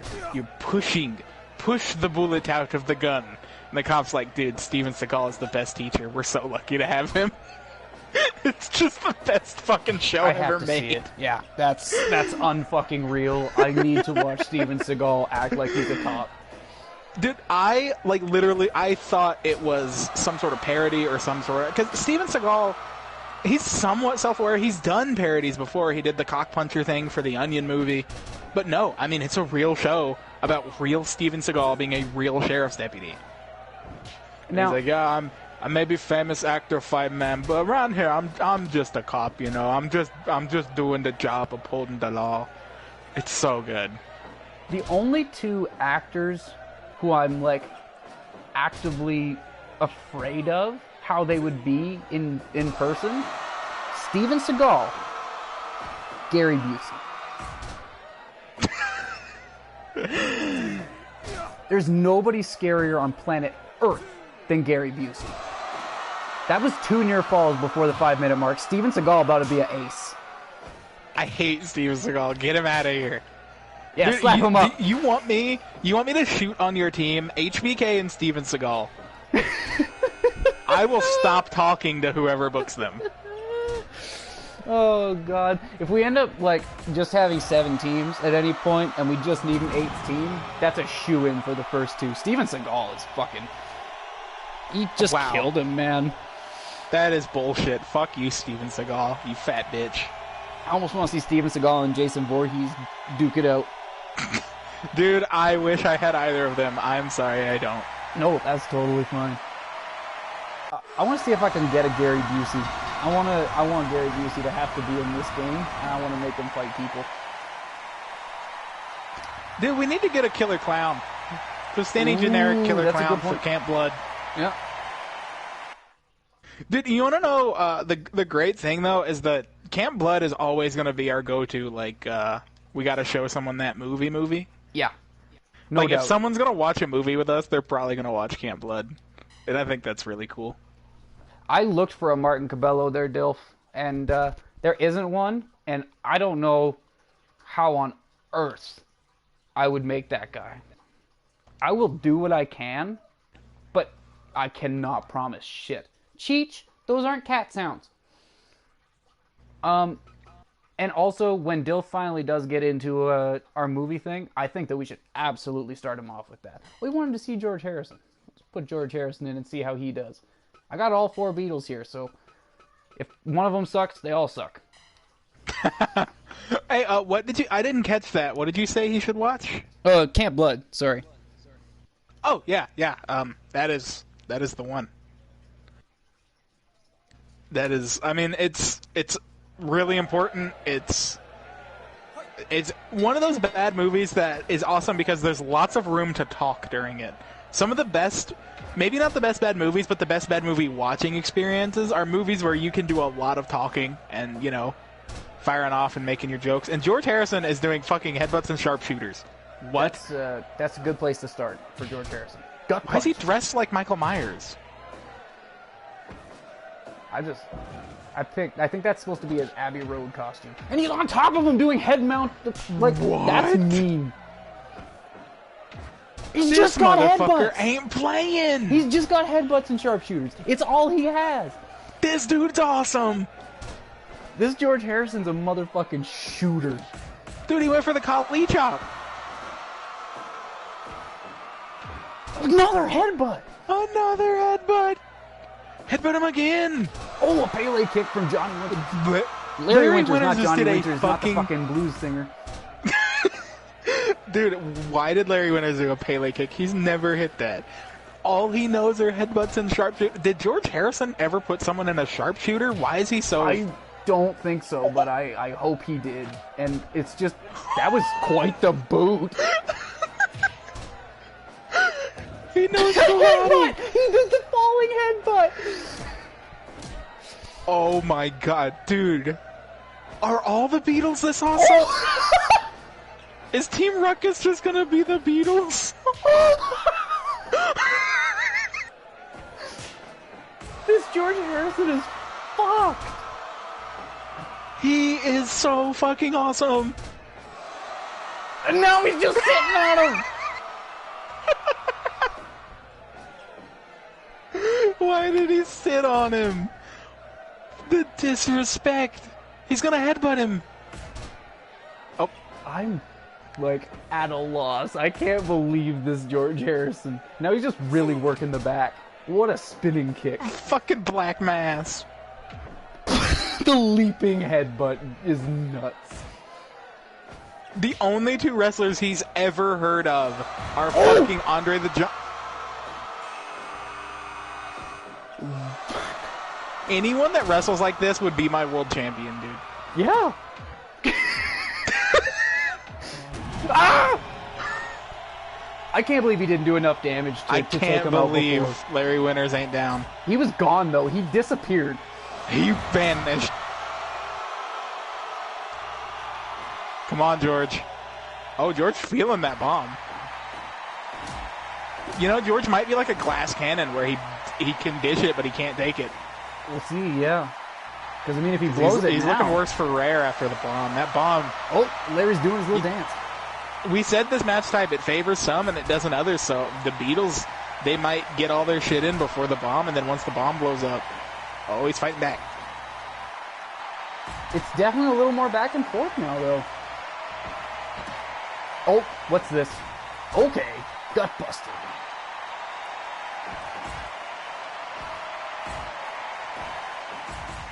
Oh, he's just throwing the elbows at him.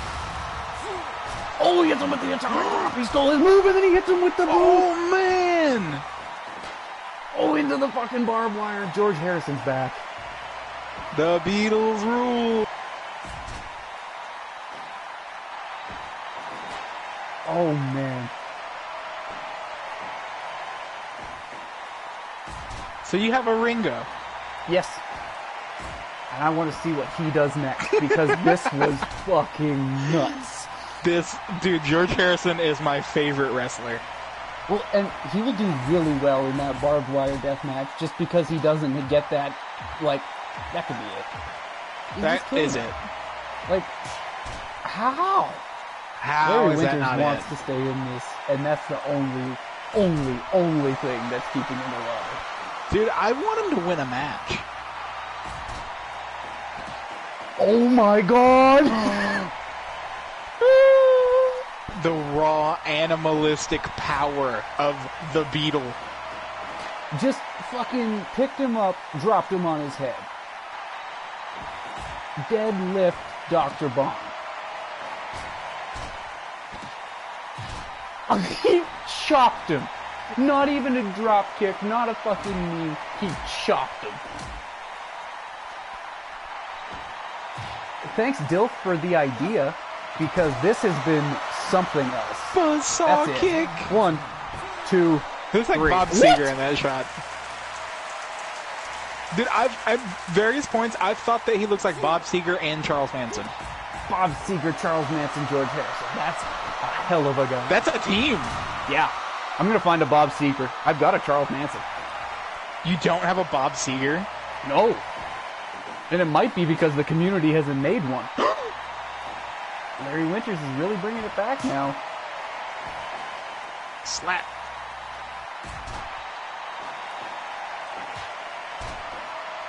My Sweet Lord is a hilarious joke that I just got. Thank you, Bill.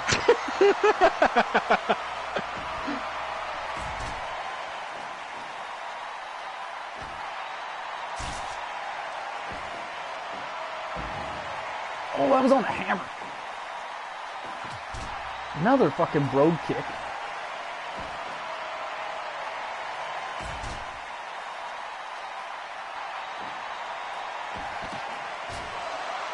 This has been truly fucking nutty. Yeah. I don't know, like, how I expected a Beetle to wrestle, It but I certainly didn't wasn't expect like it to that. be cool. Oh, what if they all have the same moveset? That'd be a letdown. I don't think they do. I really think this guy did all the work. At least I'm really hoping he did. Like, how do you analyze the Beatles and be like, this is their wrestling moves? I think you have to make up 4 dream movesets and apply them accordingly. What would Paul do? Be a bitch, probably. He would just nag you and make you sign a contract and be annoying the whole time and say that he needs his fucking credits. As someone who knows nothing about Beatles lore, I just like their music. What's the deal with Paul? Oh, he's literally just the big business baby, and I hate him. Big business baby? People say that Yoko Ono broke up the Beatles, and that's a fucking lie. Ringo Starr and George Harrison worked with John Lennon all the time after the Beatles broke up. On his first record, they worked on it. John and Ringo are on George's first record. John Lennon wrote a song for Ringo's first record. Nobody played with Paul. Nobody fucking reached out to him. Nobody hung out with Paul. And when the official statement that the Beatles were broken up came out, it was from Paul McCartney, not from the Beatles. So, Paul McCartney's a big stupid baby. George Harrison's the best. And he's gonna headbutt Larry Winters to death. Bam! Right there. Oh my god, what? No, dude. That's too many headbutts. What? Is there, like, some sort of story about George Harrison headbutting the shit out of somebody? He did beat the shit out of a cop one time. What? Yeah. George Harrison's based. That's pretty fucking rad, man. Oh, dude. Paul McCartney is a fake man. John Lennon, in his diss song about Paul McCartney, says, "Those freaks was right when they said you was dead." Can you believe that? He used to be his best friend, and then he was like, nah, they were right when they said you were dead. What the fuck? They got into, like, diss track beef? Fucking A. All the Beatles have a diss track about Paul McCartney. No. Dead serious. So why do people like? Why are there people that like? Paul like McCartney Paul? outlived them. Is that it? He got to choose the narrative. Oh my God, he's the WWF. Yeah. It's literally the only fucking the only thing that has changed the way they're looked at. How did Paul outlive them? Isn't Paul the fat one? No, he's a vegan. Oh. So, God, those triple headbutts are just... That's how he should win. I don't know how... Yes, thank you. That's... It might have taken a little while after that, but I really think that George Harrison should still be a top prospect because that was just unreal. Those headbutts, man. Wait, there's a mockumentary about Paul McCartney dying? Yeah. I That have was a not 99. heard that. That was really close. That sounds like something I would watch, actually. I like mockumentaries. Dude, do you remember, like, Mungo? Like Mungo? Lake... Yes! Yes! Lake Mungo. Yes. I was actually thinking about that the other day. I was trying to remember what it was called. Because it has Scary the best movie, horror man. twist I've ever seen. Scary movie, man. We were both just sitting there like, motherfucker. But it wasn't even like a typical fucking scary... No, they all have different moves, dude. Oh my God, yes. No. Why Yeah, the neck Dilf. breaker? Dilf, you ever want, like... When I showed it to Cassie, I sold it as spooky, not scary. And she got mad after we watched it, because... Good night. She got mad after we watched it because she's like, that's one of the scariest movies I've ever seen. Why would you say it's spooky, not scary? And you know, it didn't quite have that effect on me, I guess because ghost stuff doesn't scare me. But a lot of people who watch that movie, dude, are like, I don't get scared of movies, and this scared me. So... What gets me about people is that the extracurricular scared, where they're like, they can't sleep after because they think that, a chair in their room is the big scary monster from their movie. I've never been able to sympathize with that point of view. I used to listen to creepypastas to go to sleep, but I just knew creepypasta is creepypasta. I am real. I live in the real realm. And dude, that's like, it's really good that your brain can do that. For me, it's like, I've honestly been having trouble out of horror media for the first time in my life, which is insane. Really? But it's just, where my anxiety's gotten really bad, and it's more just the mood that horror puts you in than it is like, I'm not scared that, like, some fucking evil fucking goblin is hiding in the shadow waiting to get me. But it's that state that it puts your brain in that's like, oh no. And you just can't shake that, you know what I mean? Yeah, I can dig that. Just that constant dread, kind of. Ringo's a lot less entertaining off the bat here. Yeah, He's just kind of wrestling. Yeah, he's not doing a whole lot. I like that he's in a suit, tuxedo. Is that suit or tuxedo? I can't see.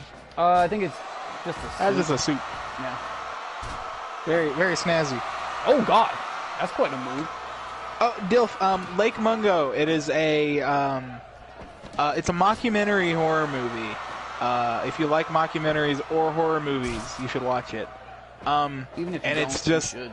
it's really, really rock solid the whole way through. I know I made the mistake of just like building it up as a movie that actually scares people, but like don't go into it expecting to get scared. Just go into it, expecting a mockumentary and just kind of let the movie happen, and it pretty much, it fucking rules. I've actually been seeing a lot more people talking about it here lately. Dead Meat just did a commentary track about it, so that's definitely part of the reason. Why is Ringo Starr Tranquilo? What the fuck? Yeah, I have no idea. I mean, if any of the Beatles is Tranquilo, it was fucking Ringo, but... Why is Ringo Tranquilo? You smoke the most pot? Ringo sounds like my Beatle. Oh, dude, like, if you're gonna hang out with any Beatle, it should just be Ringo. just down to earth, and he'll smoke you up because he's a fucking beetle. And if he doesn't smoke you up, that's bullshit. The fucking the Beatles scene from Dewey Cox, man. I think about that shit way too often. It's why I actually think I can't do acid, is because I'll drop it and I'll be like, it's a bad trip, Dewey, and then it'll just be downhill from there.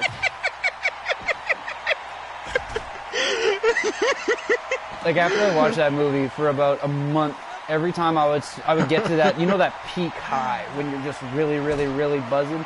Every time I'd just be like, it's a bad trip, Dewey. Paul's a big fat cunt. Yeah, fucking A. That's a great reference. Dewey Cox why is he is one of my flapping around? favorite movies. I don't know, but I think it cost him at least a little bit of offense there. No, yeah, Dewey Cox is one of my favorite movies that you've shown me, because that's one that I've since gone on to show other people. I'm so happy to hear that. I did that with Tucker and Dale. I'm so happy to hear that. That movie fucking rules. Oh, fucking rip him apart, Ringo. Good job, Ringo. We're all proud. We're never going to watch you again, though. But yeah, no. You're no George Harrison. Apparently that's by somebody named Crummy Crumbs. They made all those Beatles.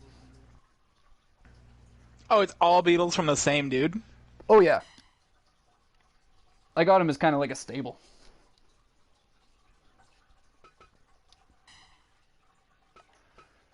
Have you ever booked them as stable? I actually just downloaded them a couple days ago. I went on another downloading spree when Dilf asked me to download a couple guys.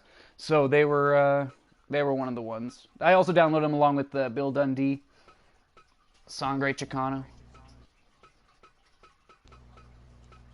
Oh, I'm actually going to fucking do this with Mike Awesome. Oh, man, were you annoyed when you saw that, like, my team was mostly people you had to go out of your way to download? No, honestly, because I was just hoping that there was going to be enough fucking cause out there that I was going to be alright. I was more worried about them not having one. Just because I hadn't heard the name Sangre Chicana. So I had to go out of my way and check him out. But he was easy to find. There was at least 5 of him. Yeah, I looked it up. I looked up Sangre Chicana Fire Pro, and I saw one pop up, and I was like, okay, surely he'll be. There's at least one. Well, and Bill Dundee, I almost think was somebody I had downloaded at a point where I had maxed out my game, and he might have been somebody I had just dropped because I wasn't as familiar with his body of work. Did you have that Tay Conti, or was that also a grab? Nope, Tay Conti was already in my game. Oh shit! I love Tay Conti. I liked her in prepared. NXT. I seriously have always been pushing for her. You're an original Tay Conti guy? Yeah, man. Like that's gotta feel pretty I wanted her to do well, and then just NXT, she was just nothing.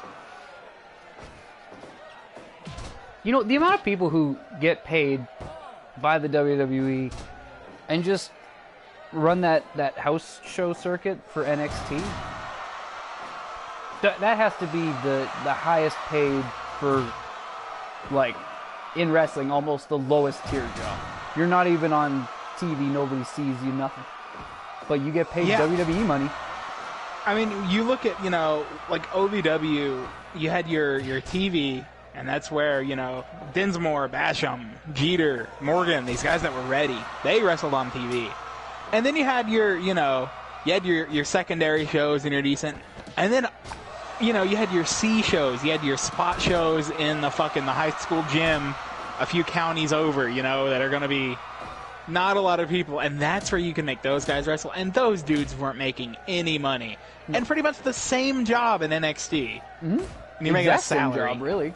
Just it was out of house, so they weren't obligated to pay them for it. But somebody who comes to mind is Aaliyah. She went by Noof, or that's her real name, maybe. I saw her in like I think it was the NXT Breaking Ground documentary series they did for a while there. She's been there for no word of a lie, a decade. Did Larry Winter disappear again? Yep. But she's been there for probably about 10 years now. And she showed up on TV 3 times, has like 100 internet stands, and will likely never, ever amount to anything in pro wrestling ever. But they're getting paid more than lots of people. That's fucking nuts, man.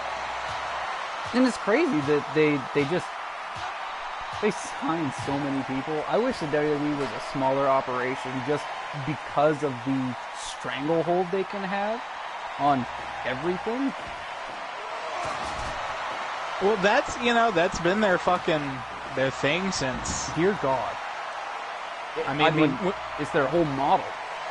Yeah, when Kennedy McMahon bought the company, it's because that's what he wanted to do. Mm-hmm. His plan the whole time was buy the company, pay it off, make sure I don't lose it, and then use the cable rights to take everyone's top talent.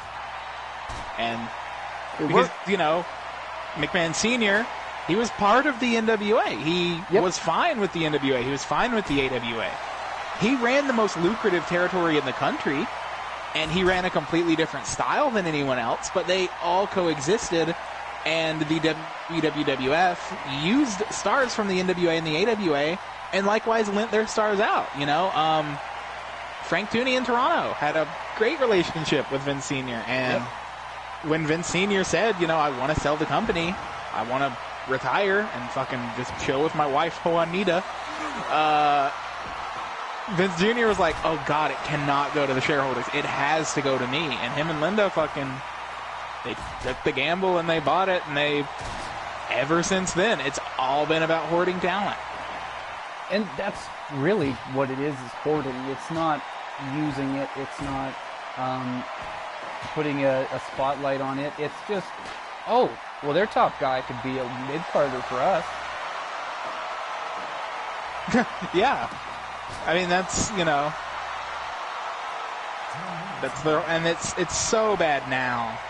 Oh, it's horrendous now. I mean, it's why people like Andrade wanted out, because of how horrific it is. It's nice that they're actually using people like Sami Zayn and Kevin Owens. They're actually giving them spotlights and letting them do what they need to do. Samoa Joe is somebody that the WWE's said they have full confidence in.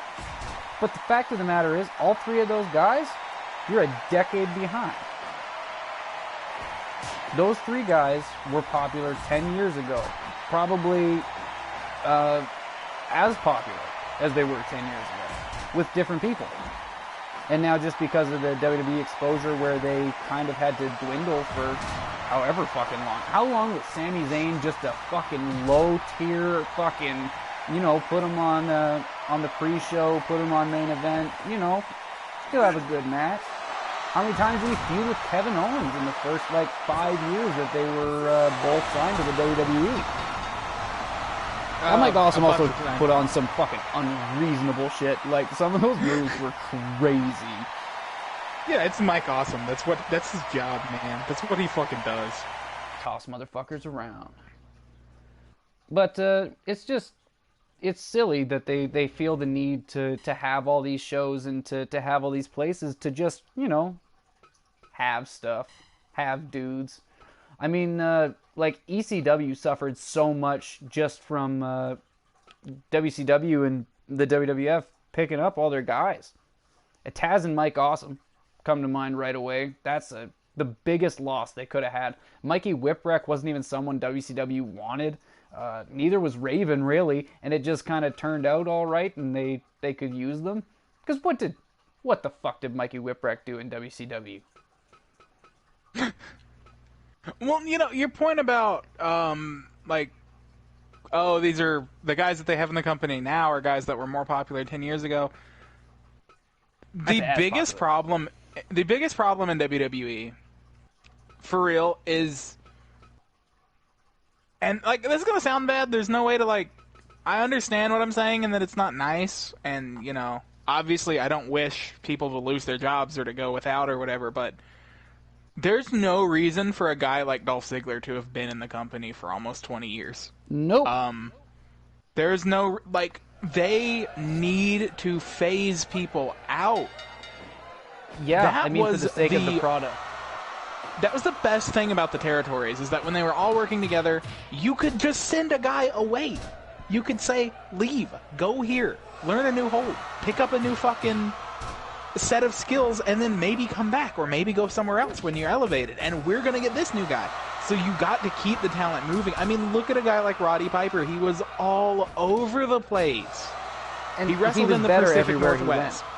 He wrestled in the Pacific Northwest. He wrestled in Mid-Atlantic. He wrestled for Vince. He was everywhere, man. And you got guys now that have been on Raw for 20 plus years, just doing the same shit. Obviously, a guy like Orton or Cena, you know, they're your top dudes. You keep them around. But look at the WWF in 1990, and then look at it in 1995, and then look at it in 2000. Okay, that is a 10-year period, and the company looks completely different every couple years. New guys, new look, new... It's moving, it's changing. Because they had WCW, they had shit happening. As soon as WCW was bought, man, everything just got so stagnant and still. And Minus everyone the stayed one where they're logo at. change, what has the WWE changed since 2000? And that's really when it starts, you know. It's like, it just got more and more homogenized, and now it's to the point where, like, you watch stuff from 2012, and it's a little different, but it's almost identical in presentation to the current product. Well, Whereas it's just even, guys filling roles of guys who went and left. Lots of them are just kind of doing the same thing. I mean, say what you will about The Fiend, he's kind of filling the Undertaker-Kane role as the one supernatural character on the whole thing. He's still just kind of fitting somewhere. It's the same product that it was 20 years ago, but it's just got new people, new coats of paint, and way too many LED lights. but if they're gonna run the company the way they do and stock up talent the way they do and have NXT doing what NXT does, actually use NXT as a developmental and start fucking cutting people that we don't need. You know, it sucks and whatever. Half of but NXT should have been cut because lots of those guys have worked there for like 5-10 years and they're in developmental. when you run out of ideas for these guys, I'm sorry, Dolph Ziggler should have been released so long ago. Well, Why and is maybe still he there would be doing a stuff? better fucking wrestler if he did. Like, Or, if he you know, had to go to Japan for a little while, if he had to do anything like that. Like, Even a guy, you know, that's popular, like Bobby Roode. Yeah, he could have done something, but they brought him in, and he didn't, and now he does nothing. So why keep him?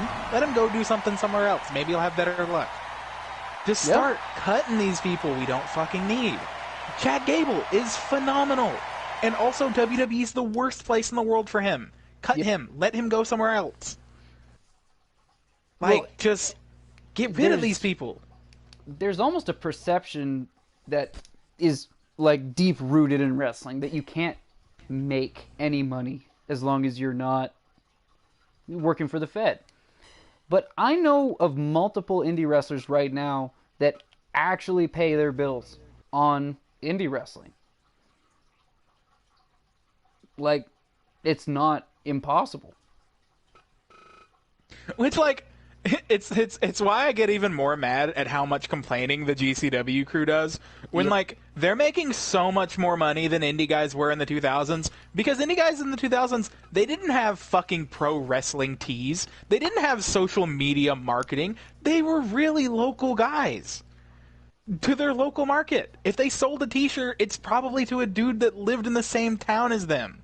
Yeah. Those are... So, shut up, AJ And Gray. not to mention, just fucking internet distribution is at an all-time fucking high. Like, even if you don't have people coming to your fucking... people not buying tickets, you can still get people buying these iPay-per-views. Why is this move so slow? Dude, I love this move. Gonna roll over you with the freight train. Just love Freight Train. I don't know why his head's the wrong color, but... Looks like they just, like, covered his head in chalk. Why'd you point? I thought you were gonna say chocolate. No, just chalk. Just chalk. Oh, big headbutt. Those legs.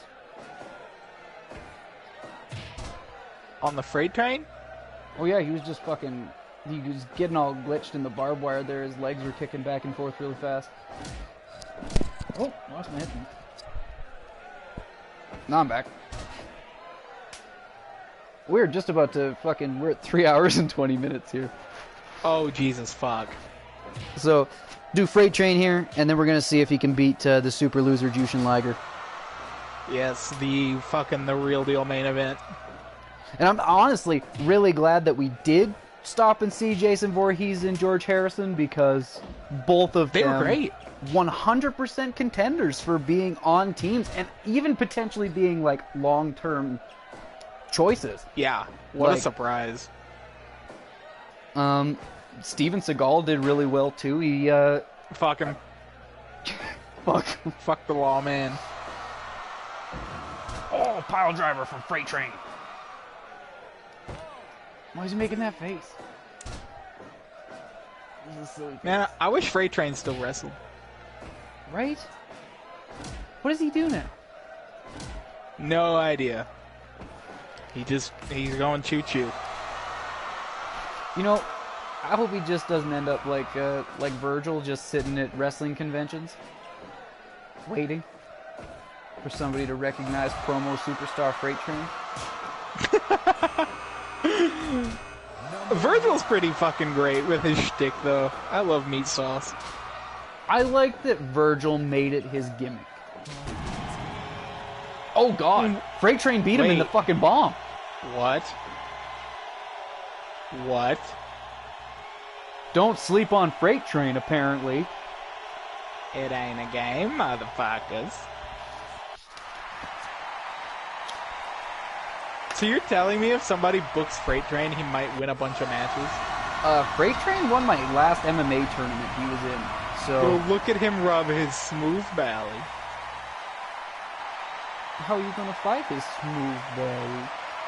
You can't. Dude, I'm gonna have to watch the promo on Eugene now.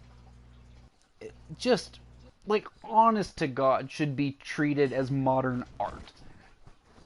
Yeah, you know, it never crossed my mind all the hours of OVW I've watched looking at Dinsmore.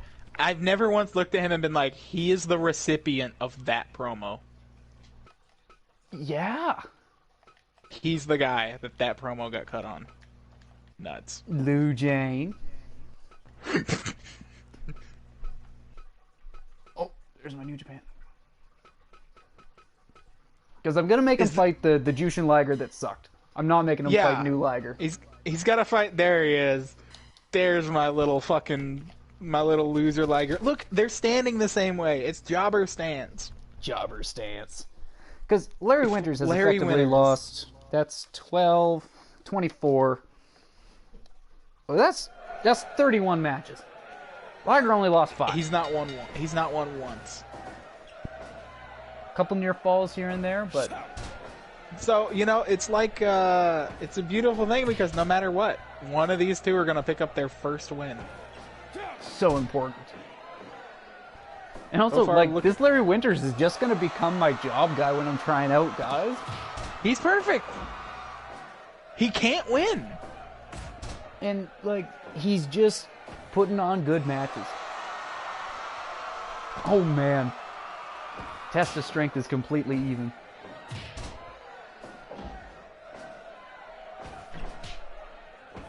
I believe in Liger. I think he can do it. I always believe in my little dude. Come on, Slugger, you can do it. Come on, sad little Liger. Come on, little dude. Rip his fucking leg off. But, dude, if Larry wins, I'll be surprised, but I won't be mad. Larry deserves something. Larry has earned a fucking win after jobbing for 31 matches for us. Dude, and just, smile on his face the whole time. He is thriving. He's in his fucking element. Dude, that's what I miss. The only win you got was Barry Horowitz. Something I miss in wrestling is the humble job guy who just, is like, yeah, I'm a job guy. Wrestling needs job guys. I don't care. I'll lose. Well, and that's almost kind of what I'd like to be, at least in some parts of my wrestling career, if I am to have one. I would like to just be job guy. There's nothing wrong with just being job guy. The world needs job guys. Have you seen how job guys get over on Twitter now when they have funny names? I want to be one of those job guys that people go, wow, go job guy. It was like it's like the Joey Ryan thing when he posted the video of Vader just absolutely clobbering that job guy in the corner, and Joey Ryan was like, yeah, I'm so fucking glad that wrestling has progressed past this bully culture and that we don't have to do this to make people look good. And it's like, for one, you fucking piece of shit, we've progressed past the bully culture and we've entered a rape culture of wrestling, so go fuck yourself. Yeah, you fucking just sex useless offender. fuckwad. But also, the fucking job guy in question was on Twitter and left a reply. And he was like, dude, Leon protected me that whole time. I wasn't bullied. Like, I was there to lose to him and make him look good. And he didn't hurt me. What are you doing? And I see all these fucking people on Twitter who are like, oh, look at how he's hurting him. He's punching him in the head. I saw a fucking, it was, I almost want to say it was, Miko Hata? Either way, it was an AJW Hata's a match, bad man. bitch. And they're slapping the shit out of it and fucking throwing this German suplex. She falls on her head. And I see somebody respond, you know, it's weird to see her so careless. And it's like, what? What? It's a German suplex. She landed on her head. Yeah, that happens. You want to call it careless? Get out of fucking wrestling. You're not supposed to be watching this, asshole. Go watch a fucking Marvel movie if you want to see everything be perfectly choreographed. That's not the fucking point. They're called the Danger Police. They don't want you to enjoy head bumps or unprotected chair shots, but I'm not a wrestler's fucking mommy, and if you're gonna think do you that, are, the get your least I ass can do is appreciate it. Yeah. I'm not gonna get mad at Mick Foley, dude. If you get mad at Mick Foley for what he did, I'll beat you. Beat you with a stick. Yeah, don't listen to the Danger Police. Or it's the irony of Meltzer going on about how dangerous wrestling has gotten and not acknowledging his own contribution to that when he fucking gave glowing reviews to all of the Hardys and Dudleys and Edge and Christian ladder matches.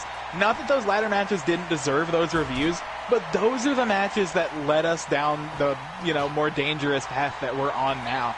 And Meltzer famously loved those and put them over, so no wonder people are going to keep doing them. You can't claim to be like, I don't like when wrestlers take unnecessary risks and then reward their unnecessary risks in your imaginary fucking notebook. And also, if you're not going to reward their unnecessary risks, you shouldn't be the guy who's known to be the reviewer. I mean, you should always put over people's risks if they take them. Really. Unless they're unnecessarily stupid. If they're doing it for your entertainment, and I mean, I draw the line on a lot of high-flying stuff that's just done to pop a crowd and not done... And it's not even a good pop. Because yes, you're supposed to pop the crowd and you're supposed to do that. It's just cheap. And lots of times it's cheap. And it would be so much better going back 2 hours to the Sangre Chicana and MS1 match. Every outside dive in the match, and there's 3 of them. All 3 of them are more important than any outside dive I've ever seen on a GCW show. Any fucking outside dive I've ever seen, even on the indies, any outside dive I've seen this side of 2000's WWE. There's nothing that comes close to anything like that. And they're all used in the match so well to progress the story and just keep it moving. It's the best. Like, I think that match should be fucking popular everywhere. It is the issue of relying on the cheap stuff. I just watched most of the Johnny Gargano NXT main events, and it's the worst, cheapest type of wrestling because it's all the stuff that, you know, your great finish guys would put in these matches because they got a huge reaction, you're just taking all of those things and going, but what if only that? Yeah. So it's all of these things that are going to get a reaction from the crowd, but you're not earning it, and it's so Pavlovian. A wrestling crowd just will respond to the way that they're conditioned and supposed to. It's like, oh, it's big dive. Woo! Oh, fucking, and it's not. That's not how it's supposed to be, man. And that's why I still think NXT is overall the worst wrestling product of all time, because it is fucking soulless, dude. It is awful. It's that HBK brand of bullshit, man. I think that it's real contributions to wrestling, negative contributions to wrestling, are yet to actually be felt. Just because everything downstream from NXT is getting shit. Because it's like, oh, well, this is getting over on NXT. I watched multiple indie companies stop being interesting because they were like, okay, but now we're mini-fed. And it's the worst thing you can do as an independent company, especially if you do have people watching you for your product and for your wrestlers. And I think that leaving Philadelphia was the worst move that ECW could have done. ECW would still be a thing today if they hadn't tried to leave Philadelphia and be the third big wrestling company and tour the States.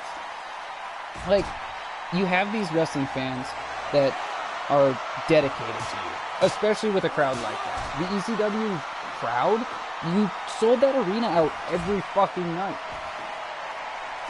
All those people, no matter how much you were going to charge them, were going to come because they loved ECW so much. You can barely put that together now, and NXT almost had that with their fans who would just let them get away with everything and chant, "This is awesome" about it. And it's just seeing its effect on indie wrestling and how it hurts wrestlers and their movesets because they want to do something that they saw in WWE. And you can watch it happen. A big spot will happen in the WWE, and you can see it emulated for 6 months to a year down the line in indie wrestling. Oh, yeah, that's actually really true. I've seen that happen multiple times. It's why I say that HBK and Undertaker single-handedly ruined wrestling, because they just did all of these things, and everyone said, that's what makes a wrestling match great. Wrestling needs more of that. And unfortunately, the things that they copied from the match were, we need big dramatic dives, and we need crazy finisher kickouts, and we need melodrama, and we need to make ouchie faces and boo-boos at each other, and we need to have like that brand of storytelling. And those matches, they popularized that kind of storytelling, and air quotes all around storytelling. Fucking and vapid. it's so lazy, and it's just all, and it's that like Triple H versus Shawn Michaels Hell in a Cell 2004 type, just like cheesy garbage, dude. Like, people fucking call Hogan cartoon wrestling. You have Shawn and Triple H. This is the 7th Liger Bomb. Come on. You just can't put him away, man. It's like he's bugged. It's like he does no damage. They're gonna fucking draw, dude. I bumped up the time. I don't know if you wouldn't have been able to catch that, but I did bump up the time to an hour. Oh, man. If they hit that 30-minute mark, I'm going to be just baffled. What does this Liger have to do to win? Come on, that's got to be it. Yes! Brainbuster Liger. 21 minutes. Dude, that settles it. Larry Winters cannot win. Yeah. Absolutely settles it. He just can't win. He's the perfect jobber. He is so good at his job. And 100. Yeah, they did it. They got 100, and Liger got his fucking win. I'm glad you managed to catch it, man. Dilf. Liger got his fucking win. It's so good to see. At least you know he can get one win against the guy who can't get any. Oh, fucking Dilf, literally, Dude, all you missed was us just like bitching and moaning about the state of modern wrestling. You picked literally the best time to fucking to go do something else there because it was literally just us explaining. Just to do a quick recap here at the end, if you still had things, sorry. I just wanted to go back over the prospects. Go right ahead, dude. Awesome. So, I want to start off. Tommy Wiseau took a big L to the chosen one, Barry Horowitz. Take from that what you will. Zandig was the first guy to win with just the bomb, and that was a huge, huge, huge win. Zandig had a great performance. Fred Durst followed after with crazy. Fred Durst was great too. The Troll was another huge standout. His moveset was fun, and he looked like a big, funny, fleshy baby. Superman was good too. Superman, I believe, he won in the bomb as well, didn't he? No, he didn't. Pooh Bear did. Pooh-Jack. Pooh-Jack won with the bomb, which is he was just a great... He kicked ass. But he did have a funny face, like a man face, in his bear face, so I'm not sure what that was about, and it was fairly off-putting once I noticed it. Kelly and Kimbo Slice, both KO'd Larry Winters. Johnny Winters, Jesus. You keep calling him Johnny. That's multiple Johnny Winters. Johnny Winters is a fantastic blues guitar player. And I'm going to go and listen to some of him after this stream's done. Moving on to the second page here, though, MF Doom and Jehovah were huge standouts. Both fucking decisively beating Larry Winters. Santa Claus, of course, throwing his chair in there like a bastard, trying to win like that. He won by DQ, actually, even though the bomb went off and killed him. Santa Claus won by DQ. Danielson, he won by the bomb as well. A note about Inoki, he was just on par with Doom and Jehovah. And he's going to be a huge, dangerous threat, along with the rest of Team Ruckus. Goldberg put on a good match. The Invisible Man, picked up on stream by the Goof Troop. He had a great showing. He beat him in the bomb as well. Muhammad Ali with a 2-minute KO. That's my boy from Gonzo Club. Butterbean from Funky Friends, also putting up a great match. Violent J got his win over Larry Winters as well. We had Jason Voorhees and George Harrison each put on really good matches, and Steven Seagal as well. Mike Awesome, Ronald McDonald, and Freight Train were the last three there before Jushin Liger, and they all did great. So just a number of great prospects that you can put on your team. I'm really excited. Fucking Jehovah and Santa Claus. Ronald wasn't that great of a match. He was just kind of there. Zandig, Kimbo, Ali, the Troll, Jason, Pooh-Jack. Yeah, those are some good... That's a good list there, Dilf. And this is just the tip of the iceberg, man. Oh, yeah. There's so many more like 100 killers more we haven't looked at.